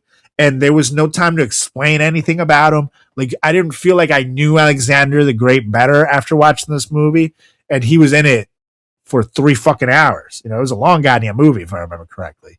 So I don't blame him as much as I blame the directors and who the fuck edited this movie, because this movie is a sloppy fucking mess as a whole. It didn't do well on the box office in America. It did better in Europe, but America not so much. I'm sure, but I went in theaters to see this fucking movie, and I brought 6 of my little friends, and we were so excited. I think we were like 13 or 14, and again, we were like, "What is this piece of shit?" I almost walked out. It was that Okay, bad. so if you like, it should have been the best movie. So the cast included Angelina Jolie, brilliant. Val Kilmer, rest in peace, brilliant. Anthony Brilliant. Hopkins, brilliant. Jared Leto, brilliant. Rosario Dawson, she's great too. I mean, like, come on. Yeah, no, they fucked up what should have been a home run. Like, you don't even need a good script to make this movie work, and somehow they fucked it all up. Yeah, so I blame the studio. I do agree on the placement though, because I ultimately Colin's the character, but I do think watching what he can do and watching him even play as the Penguin, he's unrecognizable, you know, and he's like this fat old man in this, but as soon as he takes off the suit, he's handsome Colin Farrell. That man has the range that he could have made a really good Alexander, but they gave him shit. And ultimately, you're there. You can't fight with the studio that much. Ultimately, like on changing scripts or edits, you have no control of that. You're there. You get your paycheck. You go the fuck home, and you watch the rest in theaters like the rest of us. So, yeah, again, I blame the studio for this one. But anywho, I'll quit. Next time. Yeah, next time. Who you got on the best side? The best side, I guess, is kind of like maybe both, but I was thinking more Heath Ledger, but Jake Gyllenhaal too, because they played Linus Del Mar and Jack Twist in Brokeback Mountain. That's right. And I think that this role really put them both on the map. They're already known for being good actors. I mean, Heath Ledger was in 10 Things I Hate About You, and we all looked at him as like a teen heartthrob, you know. Jake Gyllenhaal was in Bubble Boy, right? The Boy in the Bubble. Yep. And Bubble then, Boy was hilarious. You want $500? Yeah, so I don't know if people really took either of them as like really serious actors. And this was an incredible film. Anne Hathaway showed her tatters in it. I mean, hello. She did.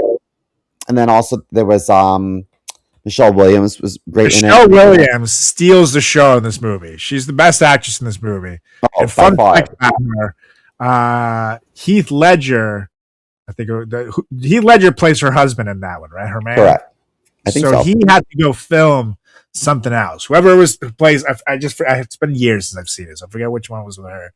Whoever had to play with her man had a movie to film in the middle of this. So she's actually filming her scenes with a stand-in and doesn't have the real actor to play off of. And you see the emotion when she cries and shit, and she's just like a broken woman. And it is just them.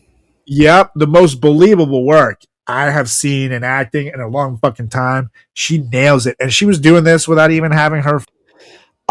So she and Heath were an item. They have a kid together named Matilda.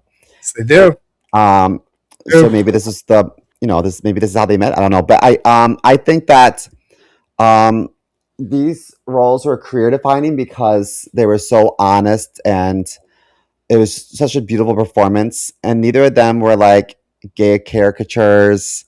They weren't flamboyant. There was just a really beautiful love story. And I think that when when you think of like Heath Ledger and Jake Gyllenhaal, I think people still think about Brokeback Mountain, and they don't think like, oh, look at these two fags kissing each other. I think I think people are like, wow, that's really. The movie did get a lot of jokes at the time. Oh, of course. I mean, of course it would. But if I had a jean jacket that had a furry neck that I loved, and then when that movie came out, every time I wore the jacket, people were like, ha, Brokeback Mountain, and I literally had to give it to my dad for years, and I couldn't wear it until like 2020, when finally it was like people forgot about it. So I will say it did get a lot of fucking jokes, but not because of them. They played it so good. It was just because, you know, America's fucking immature as shit, you know? So, yeah. but yeah, they were so good. I think this is like the beginning. I think that this was an important film at the time because after that, I think other people were like, you know what, maybe I want to do a gay role. They got a lot of good publicity. Maybe. Yeah, it opened the doors, but honestly, it also like opened up the floodgates for too many people to try to do gay roles that should have. Yeah. It's the good thing and the bad thing. You know, it's obviously not everything can be good that comes out of it, but it is the benefit and the negative of this type of movie that it's so groundbreaking that every fucking schmo is like, well, I can be gay. Mm-hmm. But also, this movie had, you know, one of the greatest love lines in the history of love movies. I wish I knew how to quit you. Yeah. God. And scene. And scene. Okay. I'm here. It's me. It's Carlos, guys. That was a great movie. Yeah, good stuff, you guys. I was in college when it came out. Yeah. Like 20 years ago. Yeah, that was a long time. Woo. Woo. Anyways, on to the next one. So, this is one that this is like a hindsight 2020 entry. And this is the actor William Hurt playing Luis Molina in Kiss of the Spider Woman, which has nothing to do with Spider-Man. And this entry is fascinating because at the time, it won William Hurt an Academy Award. So he won an Oscar for this. However, today, many LGBTQ critics view the performance very differently than audiences did in 1985. Because again, 1985 or now is a long time ago. So this is kind of getting like the like when Laurence Olivier did blackface in Othello. You know what I mean? At the time, it was like, wow, that is so groundbreaking. In like the 30s, back and we're like, like, oh shit, dude, what the fuck? So Hurt plays Luis Molina, a gay prisoner who shares a cell with a political revolutionary. And over time, the two men form an unlikely friendship. So back when the movie came out, many people praised Hurt for portraying a gay character with sympathy and compassion. And in fairness, compared to many depictions of the era, it was more respectful than most. But again, that's not saying much.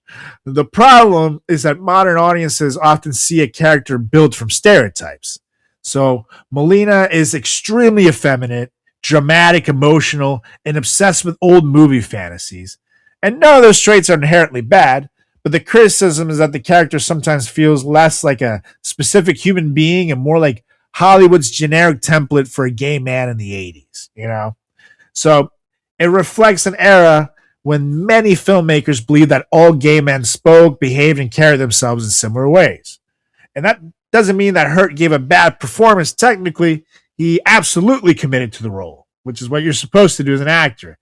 The issue is that the characterization now feels extremely dated and it's just not good by today's standards. You know what we know now. Now, when people criticize the performance today, they're often criticizing what it represents historically rather than Hurt's actual skills as actors. So that's why we prefaced this list by saying some of these actors in the worst side are great actors. You know, Colin Farrell, the last one, fantastic actor. So, you know, sometimes it's just what you get to work with. So I'm going to chalk this one up to this as well. And also, hindsight 2020 is a beautiful thing.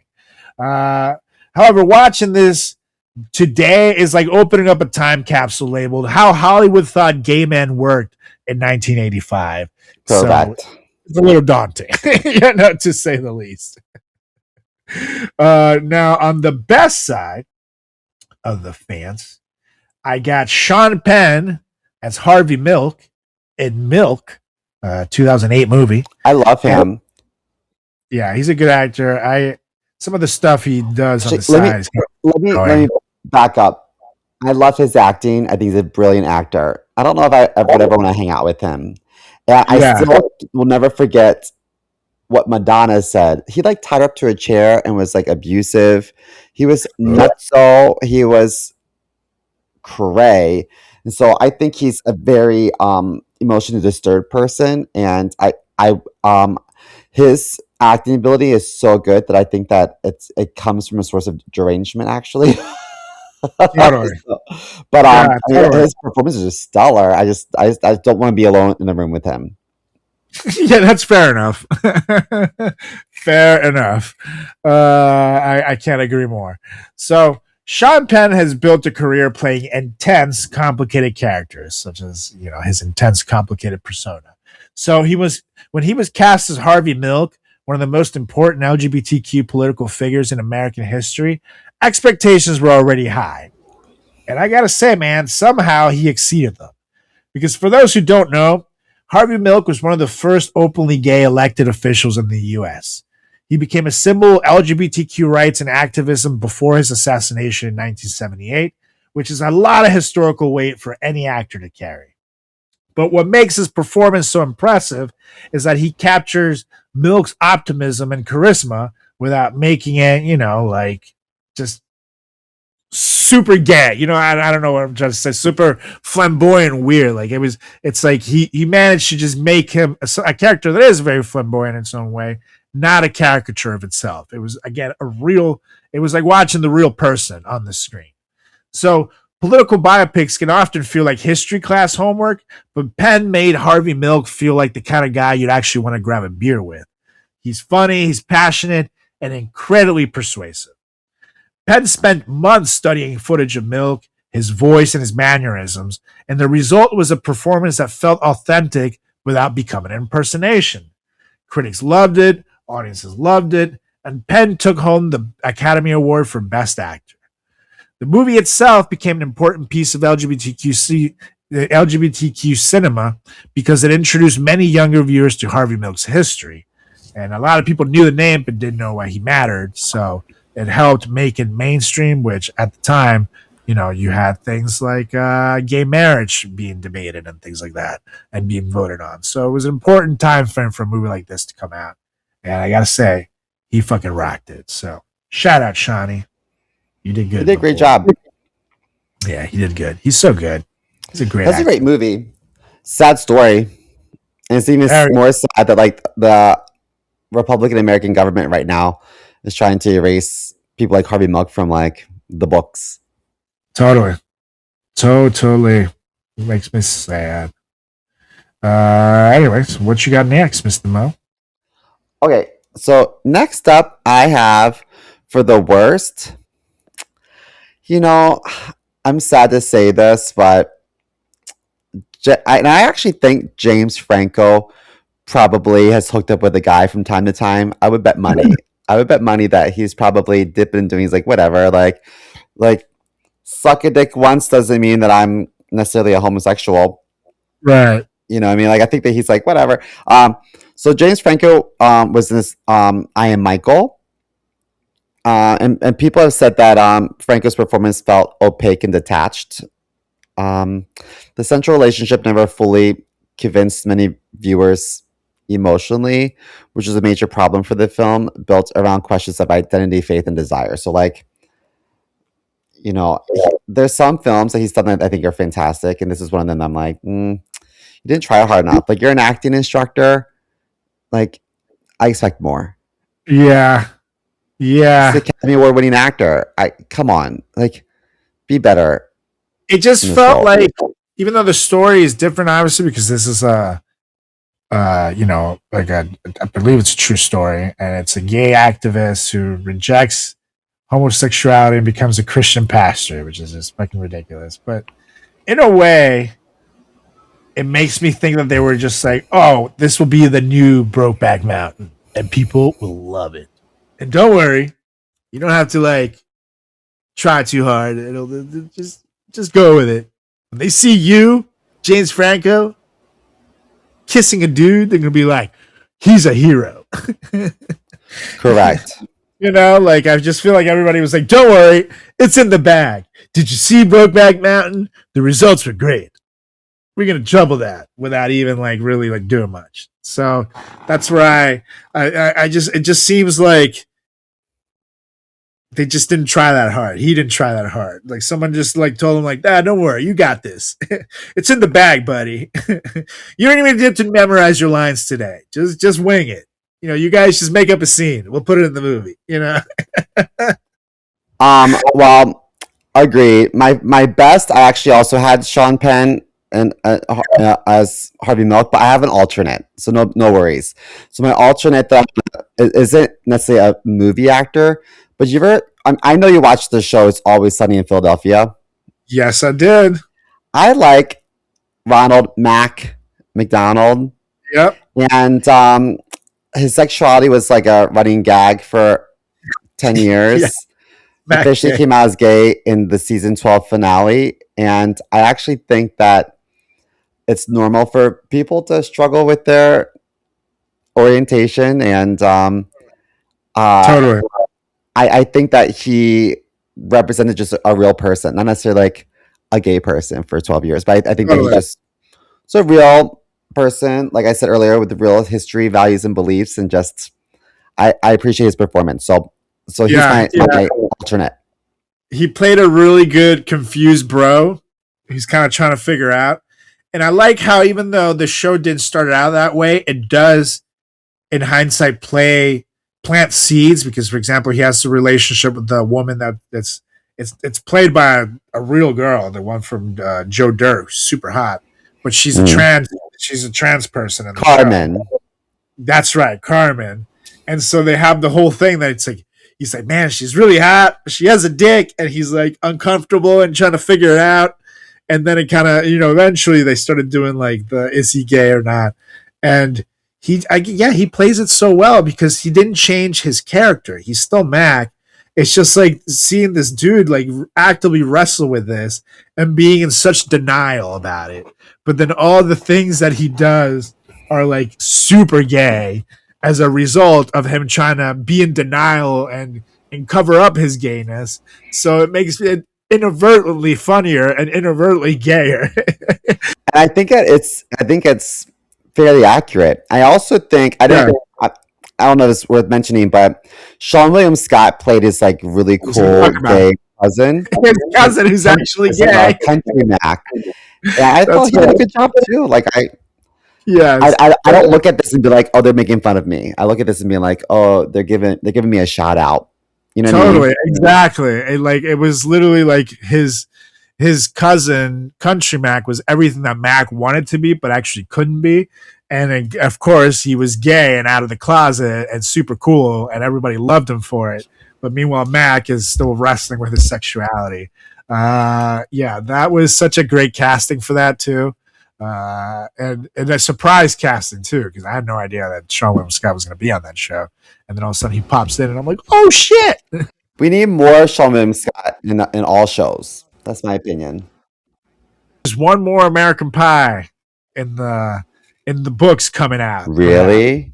Yes, dealing with maybe a funeral or something like that, or maybe I think the last one was a 20-year reunion. I can't remember what the premise was, but I believe I need Stifler and Silver's mom. They need a spin-off.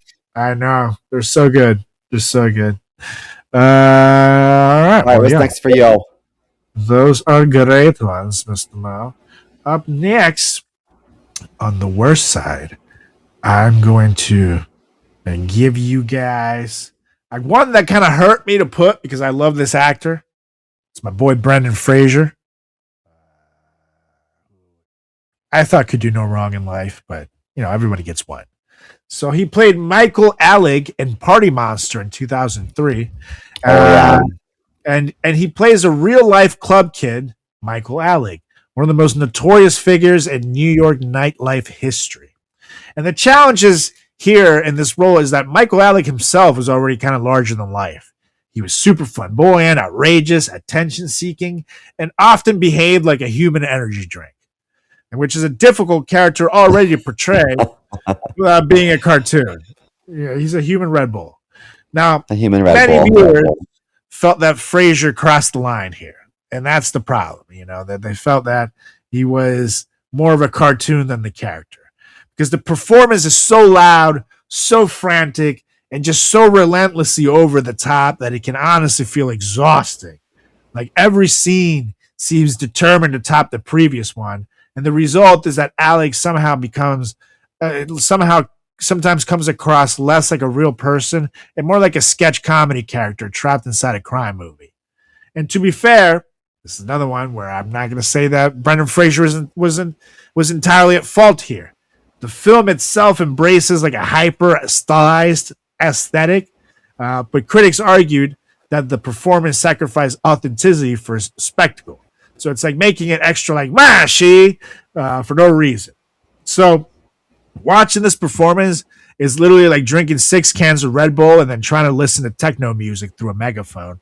It's a lot, and it can fucking just exhaust you. So again, I don't blame Brendan Fraser all the way with this. I do think, again, the direction and the editing and whoever had the vision of this movie in mind made it be this. But it's like, good Lord, Brendan, they did you no favors with that. So, Agreed. On the best side, Is this the reason why he kind of like disappeared for 20 years? no, his story is awful. I don't know if you know this one. I don't know. A Hollywood exec tried to sexually harass him, like assault him. I think like grabbed his dick or told him to do sexual favors or some shit. And Brendan Fraser said no, and he tried to speak out about it. And so this guy who was very powerful got him blackballed from Hollywood as a result. So Wow. Do we know who it was? I think I don't know the name. I think the name eventually came out. But like, for example, when Brendan Fraser did the show Scrubs in the 2000s and TV roles like that, at that time doing TV wasn't super ludicrous for an actor, but it was like one of the few roles that he could get because he was black. Wow.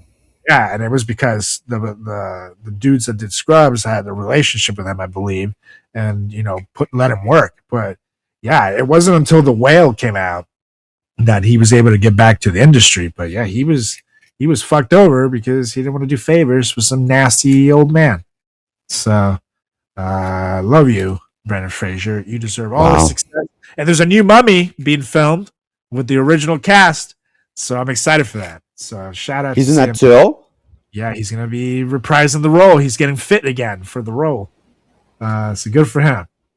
Well, hope he's helped you with the weight loss.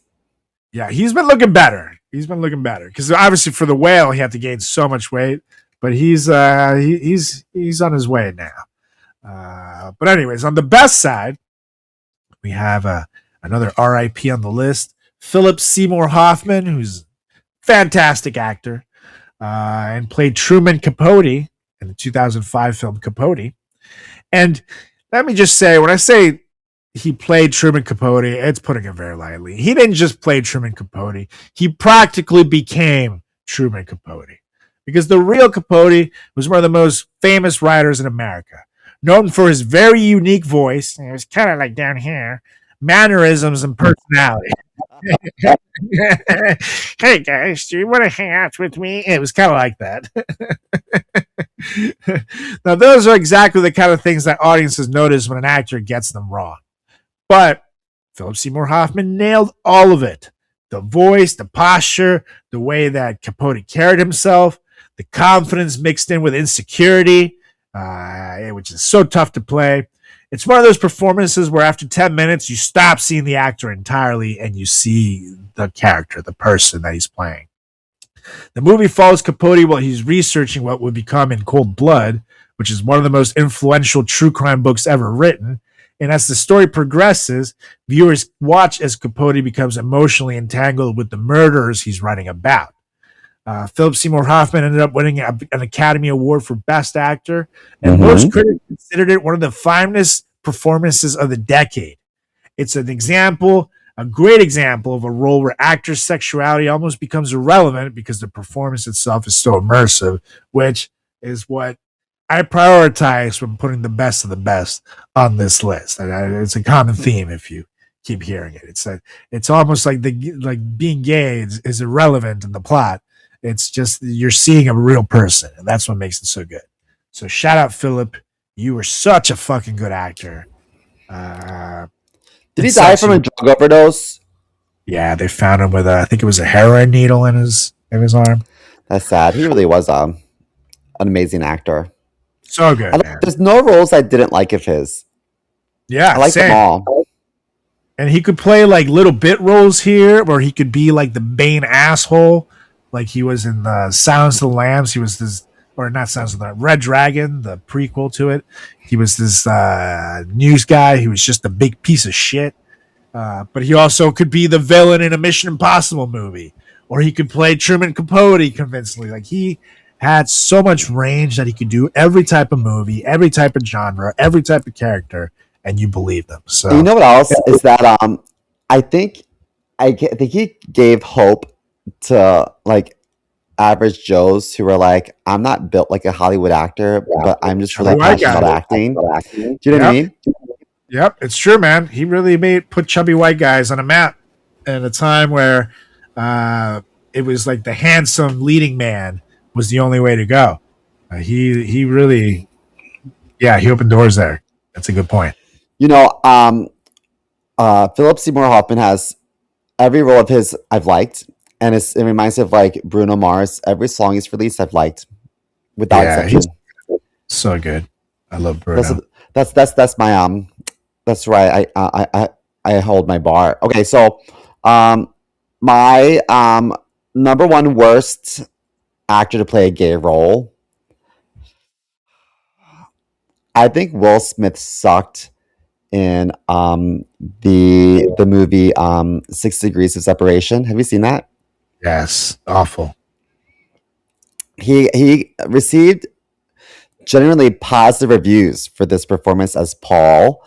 But some critics and later commentators and myself, we feel that the character's sexuality remained somewhat abstract and that Will Smith just played more comfortable with portraying this character's charisma and manipulation than with his like erotic or romantic dimensions. So Will Smith even years later has admitted that he was nervous about the film's same-sex kiss and regretted some of his caution around the role because he was also like an important rapper at the moment. So he had a rap career, a music career, Fresh Prince of Bel-Air, like he was like top of the world. So I think that he was nervous that he would get typecasted or would like ruin him, and I understand that fear. But there was a scene where they had to kiss a guy, and instead of actually kissing him, he was positioned in front of him, and the guy was, he was positioned, so you saw the back of his head, and then the guy was in front of him, and they were like a few inches apart, and they just kind of moved their heads back and forth, so it looked like they were kissing, but they weren't actually kissing. And he said it was literally the old. Remember this from like middle school? Oh yeah, pretty much. Yeah, I love you, Will Smith. Is it convincing? That's pretty much what it was, and I think that this movie really could have benefited from like a better moment. Like that moment could have been huge. And so he later went on an interview and was like, looking back, I wish I just did it. He's like, I wish that I just kissed them, but I was young and stupid and I should have, could have, whatever. So at least he acknowledges it. Yeah. And no, this is 1993. So this is at a time where, like, unfortunately, the world was nowhere near as accepting of these types of roles where maybe, he would have been typecast as a gay character forever. And I get the concern at the time because, for example, Ellen's come out where that got her canceled was 3 years after this. You know what I mean? Like at the time, this is not a safe necessarily working space for the LGBTQ community. And again, he was a young guy. I get where the insecurity would come in, but the problem is that when you're an actor and you play a role, you have to be able to commit yourself 100% to that role, especially if it's an emotional role. Like obviously, if you're just playing a joke, you can be very one dimensional. But when it's a multi-layered character that he signed, like the one that he signed on to play, you have to be able to commit yourself to every aspect of it, because that's what makes the character so good, is the layers. You know, it's not just the charisma, it's the sexual manipulation in the game and how he uses that charisma to manipulate people into his freaky little games to get what he wants. That in itself, it shows the type of power that this character has. And if you're afraid to show that, then your character is going to be one dimensional. So you gotta, you know, it's like, for example, like I just did something where, and I'm not put myself above Will Smith because he's a fantastic actor, but like I just did this thing where I had to commit to playing a role where the guy starts crying because there was someone dying. And I know that the feeling of having someone close to you die. So the empathy of that made me feel more emotional available to then believe in this scene, and I was all in. But if I had like any like, oh well, I don't want to do anything that has to do with my life or my background or that reminds me of my dad passing or anything like that, then I'm going to shut the door on a lot of feelings that I need to be a good actor and play certain roles that normally I wouldn't have been good at. You know, because you need that empathy, in my opinion. Like Charlize Theron, for example. She can play trauma so well because she lived a traumatic ass life. So imagine if she's like, well, I'm not going to deal with anything that deals with trauma or abuse or anything like that because it's too close to home for me. Then she would be closing her ace card. And I think if Will Smith just gave himself in, like he says himself, this would have been a role that would have lived forever, in my opinion. Well, I think that like I think it was scary then for a leading male actor to play a gay role for lots of reasons. And I think it might have been even more scary for maybe a black actor, because Yep. I think that the music industry was like unforgiving, and I can see like his music colleagues being like, you know, what the fuck, dude? Like, you kissed a dude? Ew, gross. You know what I mean?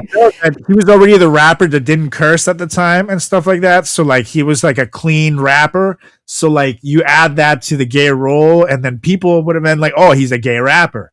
I can see how at the time that would have, you know, blown up. So I get it. If you didn't live through the 90s, you probably wouldn't get this, but it's that at the time the world was different and it wasn't as accepting. So people who like, oh, those were the good old days, economically, yeah, but socially, there was still a long ways to go.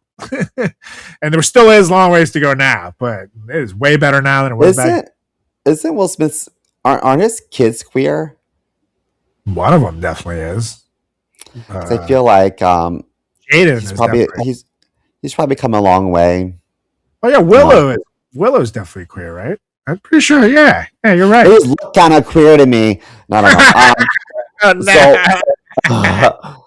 nah. Okay, for my best though, I think this actor is an American gem, known for his roles as Forrest Gump in Forrest Gump, Castaway. You know, a long time ago, actually, he played his first role. I don't know if you're too young to know this, but he was in a show called Bosom Buddies, where he lived in a all-female building, so he had to dress up like a woman. So he lived half of his life as a lady, and then would always be changing from like his male persona to his female persona. But anyway, Tom Hanks played a character named Andrew Beckett in this movie called Philadelphia. His performance earned an Academy Award, and also I think it really helped bring mainstream attention to HIV/AIDS and discrimination. So his role really was, I mean, this was such a beautiful, beautiful performance, and he was recognized rightfully so for this beautiful performance. Totally. Yeah, he crushed it. That is a movie, especially we're talking about the time frame where this movie could have gone a whole other way if it was made by a different team. You know, Correct. but this movie, it really is such a good representation of what was going on with the HIV and AIDS crisis at the time, and you know, like you said, the discrimination that patients have to deal with, and the ignorance that led to more discrimination and hate and all these things. And God, he plays this role with such grace. And even when you see the effects of the disease on his character start becoming more and more of an issue, you really do believe that this is a real thing. Like it's crazy. And it wasn't this movie's from 92, right? Wasn't it? Philadelphia? Probably. I think, hold on a sec. Philadelphia release date, Tom Hanks. 1993. So there you go, right around the same time as the last one. Yeah, and when you watch something like this, you at the time you kind of are expecting to see almost like a hit piece on gay people, and especially during the AIDS crisis, and it turns out to be the complete opposite, and it's fucking amazing. If you haven't seen Philadelphia, to this day, it's a movie that'll fucking hit. I mean, don't get me wrong, it's incredibly depressing, obviously, but it's so good, and he plays such a fucking great role that so worth the Academy Award for Tom Hanks. He's a national treasure. He is. And his son Chet is a fucking weirdo. Stop giving your dad bad publicity, please. Yeah, God. Jeez. And his other son, Colin, is so nice. And I know. I saw him in Austin recently. Oh, cool. I don't know if he lives there or not, but I just saw him walk down South Congress, and I was like, oh, I know him. Yeah, he's great. Was he in his show like Roswell or something? Or I forget. He was in something. Maybe Colin Hanks. He's a cute guy and a good actor too. Yes, he was. But he's been in a bunch of movies too. He's still doing stuff. I saw him in something recently where he's still pretty good. And it's like whenever he pops in, he always does well. And it's funny because as he gets older, he looks more and more like his dad. Like I didn't used to like see it so much when he was young, but now you can kind of really fucking see it. So here, let me text you. There's so much here. Like, look at that. The ears and shit. That is definitely his son. Yep. Literally, like that's crazy. He looks like Meg Ryan's son from The Boys too. They look like they could be related. Oh yeah. And speaking of Tom Hanks, I just need to say it because you mentioned Forrest Gump. My favorite quote is, "My name is Forrest Gump. People always call me Forrest Gump." After he meets Bubba. I love when he waves to Lieutenant Dan. It's the best. That's my favorite part. It's so good. He's so good. Something jumped up and bit me right on the buttocks. Right on the buttocks. He's so good, dude. I love that movie. And Jenny's such a bitch, but that's another topic for another day. Yeah, well, Karma got her. Ooh. Mm-hmm. Yeah, speaking of AIDS. The only time I've ever cheered on AIDS and life history. So go AIDS. She deserved it. That whore. Going around the world banging everyone, but then fucking leave his Forrest with his kid. That's not cool. Oh boy. Speaking of this, this is horrible, but do you know who Roy Cohn is? Roy Cohn. It sounds so familiar. He was like right? Yeah. I remember that guy. So let's see. I'm on Wikipedia, and he was known for being like a not nice person. So let me see. Right. I'm looking at personal life. It says here he dated Barbara Walters in college and remained friends with her. But he was also known for being like on the DL. So yeah. He was like a big gay hoe. He was a huge mentor for Donald Trump. I think Roy Cohn, I think that he passed away with AIDS, actually. Oh, wow. Yeah, he was one of the big parts of Donald Trump's rise to power, actually. Yeah. Let me see. But they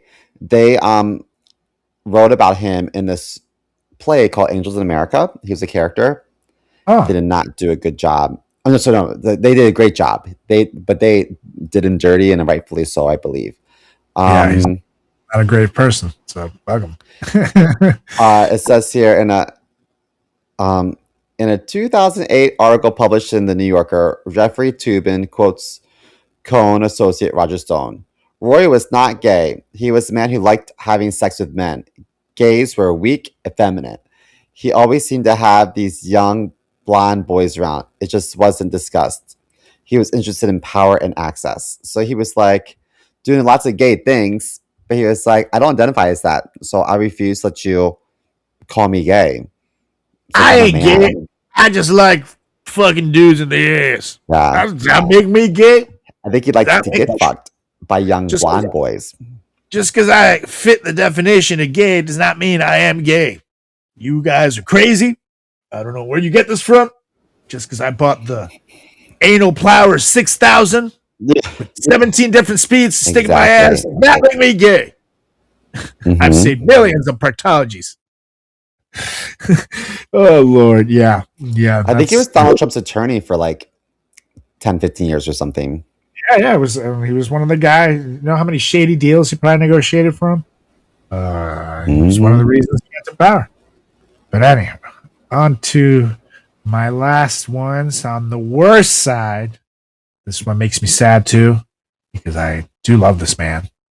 But I get why this would not work. This is Jason Alexander, who you might remember as George Costanza on Seinfeld, playing Perry Sellers in Love, Valor, Compassion for 1997. And this is one of those performances that's almost forgotten today, which honestly tells you a lot right there. And Jason Alexander was at the absolute peak of his fame thanks to Seinfeld. At the time, he was one of the most recognizable faces on TV, and Hollywood thought that popularity would naturally translate into dramatic roles. And Love, Valor, Compassion, which is hard for me to read without putting on a voice. Love, Valor, Compassion. Alexander plays Perry Sellers, a member of a group of gay friends gathering over a series of weekends. The movie itself was adapted from a highly acclaimed stage play and dealt with serious themes, including relationships, aging, AIDS, and friendship. Now, the problem wasn't that Alexander lacked talent, and he's a great actor, super multi-layered. The problem is that audiences just couldn't stop seeing George Costanza. Like every scene felt like viewers were waiting for him to yell about shrinkage or complain about parking spaces. You know? Yeah.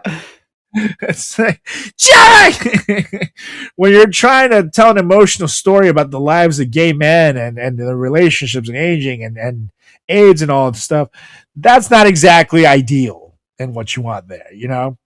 And critics also argue that parts of the performance felt theatrical and overly mannered, as though Alexander was still playing to the back row, as we spoke about earlier, of a theater rather than acting for a camera, which is a huge difference when you're playing for a theater and you're playing for the guy in the last row and row 36, seat 357 is different than when you have a camera right in your fucking face and a close mic or a boom right above you and you can talk like this. You know, you don't have to talk like this, you know? So the result is a performance that often feels trapped between sitcom energy and a serious drama.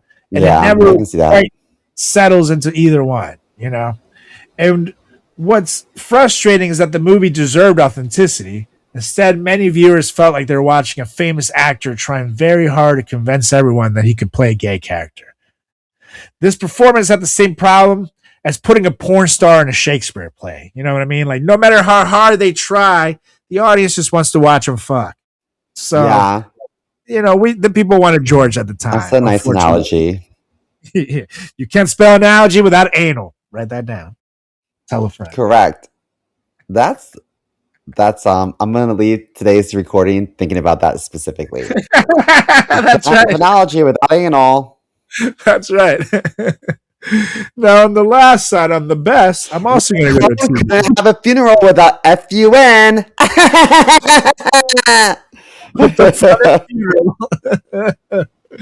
Oh, shit. Yo. So on the best side, we're going to go to another guy who's known great for TV. And he's just my favorite portrayal He had to be my number one, and it's Eric Stone Street as Cameron Tucker in Modern Family. Played Yes. for 11 years, which goes to show from 2009 through 2020, where a lot of social changes were made, and this role did not get canceled, which goes to show how good he was at it. Because this one caused plenty of debate because Eric Stone Street isn't gay, but his character in Cameron Tucker became one of the most beloved LGBTQ characters in TV history. Cameron's dramatic, extremely dramatic, the kind of guy who treats every minor inconvenience like the season finale of a reality show. But underneath all the comedy is a genuinely loving husband and father, which just made him so loved. And one of the reasons the role matters so much is because Modern Family wasn't some niche cable show. It was one of the biggest sitcoms in America. So millions of viewers turned in every week and watched Cam and Mitchell navigate marriage, parenthood, and everyday life. And for many families, it was one of the first times they regularly saw a same-sex couple portrayed as normal people rather than punchlines. Stone Street won 2 Emmy Awards for the role and became a fan favorite, and his chemistry with Jesse Tyler Ferguson made the relationship feel believable, which is why many viewers felt and invested in them over the 11 seasons it lasted. It was a real relationship, not a joke. Now, was Cameron over the top at times? Absolutely. But sitcom characters are supposed to be exaggerated.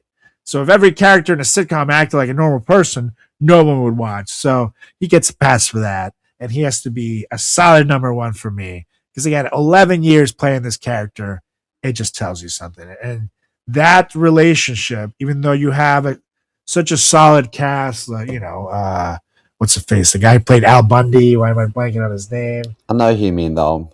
Ed His name is O'Neill. Al Bundy. Yeah. Ed O'Neill, Sofia Vergara. You have, the wife who plays Claire, Phil, those guys. Everybody in that show is so good, and yet the gay couple manages to be one of the funniest ones in the show that you root for them and you can't wait to watch their characters and what they're going to go through on this particular day. So good. And again, the layers of his characters, like for example, he loves football and he's also like super into coaching, and sometimes he gets in fist fights, and he came from a small town in America where he was a farmer, and he's super strong physically, but if he sees a spider, he's gonna freak out. It's like, but it's the layers to this character that makes it so real. So you fall in love with a person as opposed to being like, oh, he's just the gay comedic relief. So the respect too, it goes a long way. So again, I love you, Eric Stone Street. You're great as Cameron. Good shit. Good shit. I was talking to my mom before we recorded, and she was like, oh, why didn't you include in the actors from... Have you ever heard? It's kind of like cult classic. It's an Australian movie, I think. It's called The Adventures of Priscilla, Queen of the Desert. No, I've never heard of that. They're making another one. One of the actors died. So, and then when I was younger, I used to confuse that with Tu Fang Wu. What's that movie called? Tu Wang Fu. Thanks for Everything. Julie Newmar. Oh, So yeah. there's a movie that Wesley Snipes, Patrick Swayze, and John Guzamo is they're in, and I think that John and Patrick were nominated for Golden Globes, and they got some attention at like GLAAD Awards.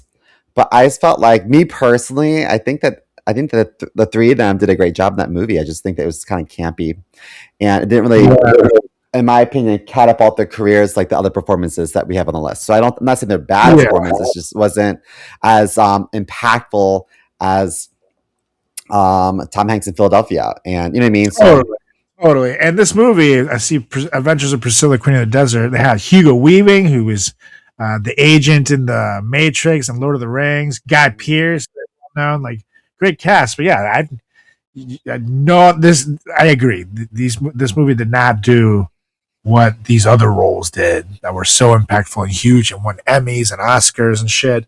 Where I feel like it would change anything. So, but maybe we should watch this on the show. I would watch that. See if it's good. I've seen it's cute. It's cute. Guy Pearce is really cute in it. The older guy died though. Oh yeah. Well, yeah, that makes sense. It's a pretty old movie. But they're doing a second one. It's coming out soon. Wow, crazy. All right, well, we'll keep an eye out for that. Well, ladies and gentlemen, boys and girls, frat chat of all ages, that has been our list. This episode was a longer one, but a fun one. So let us know what you thought of our list. Best and worst actors. Best and worst straight actors to play LGBTQ roles. Give us a shout out. Shoot us an email at fratchatpodcast@gmail.com. Or shoot us any questions. Shoot us some topics. Anything. Emails from the listeners. We're here. We want to hear from you. Also, make sure you give us a follow on all social channels at Frat Chat Podcast. That's on Instagram. That's on Facebook. That's on Threads. That's on YouTube. Twitter/X. You can also give me a follow. Check me out. Check out my website, carlosgarcia.comedy.com. You can also check me out on all social channels at Carlos Does the World. That's on Instagram.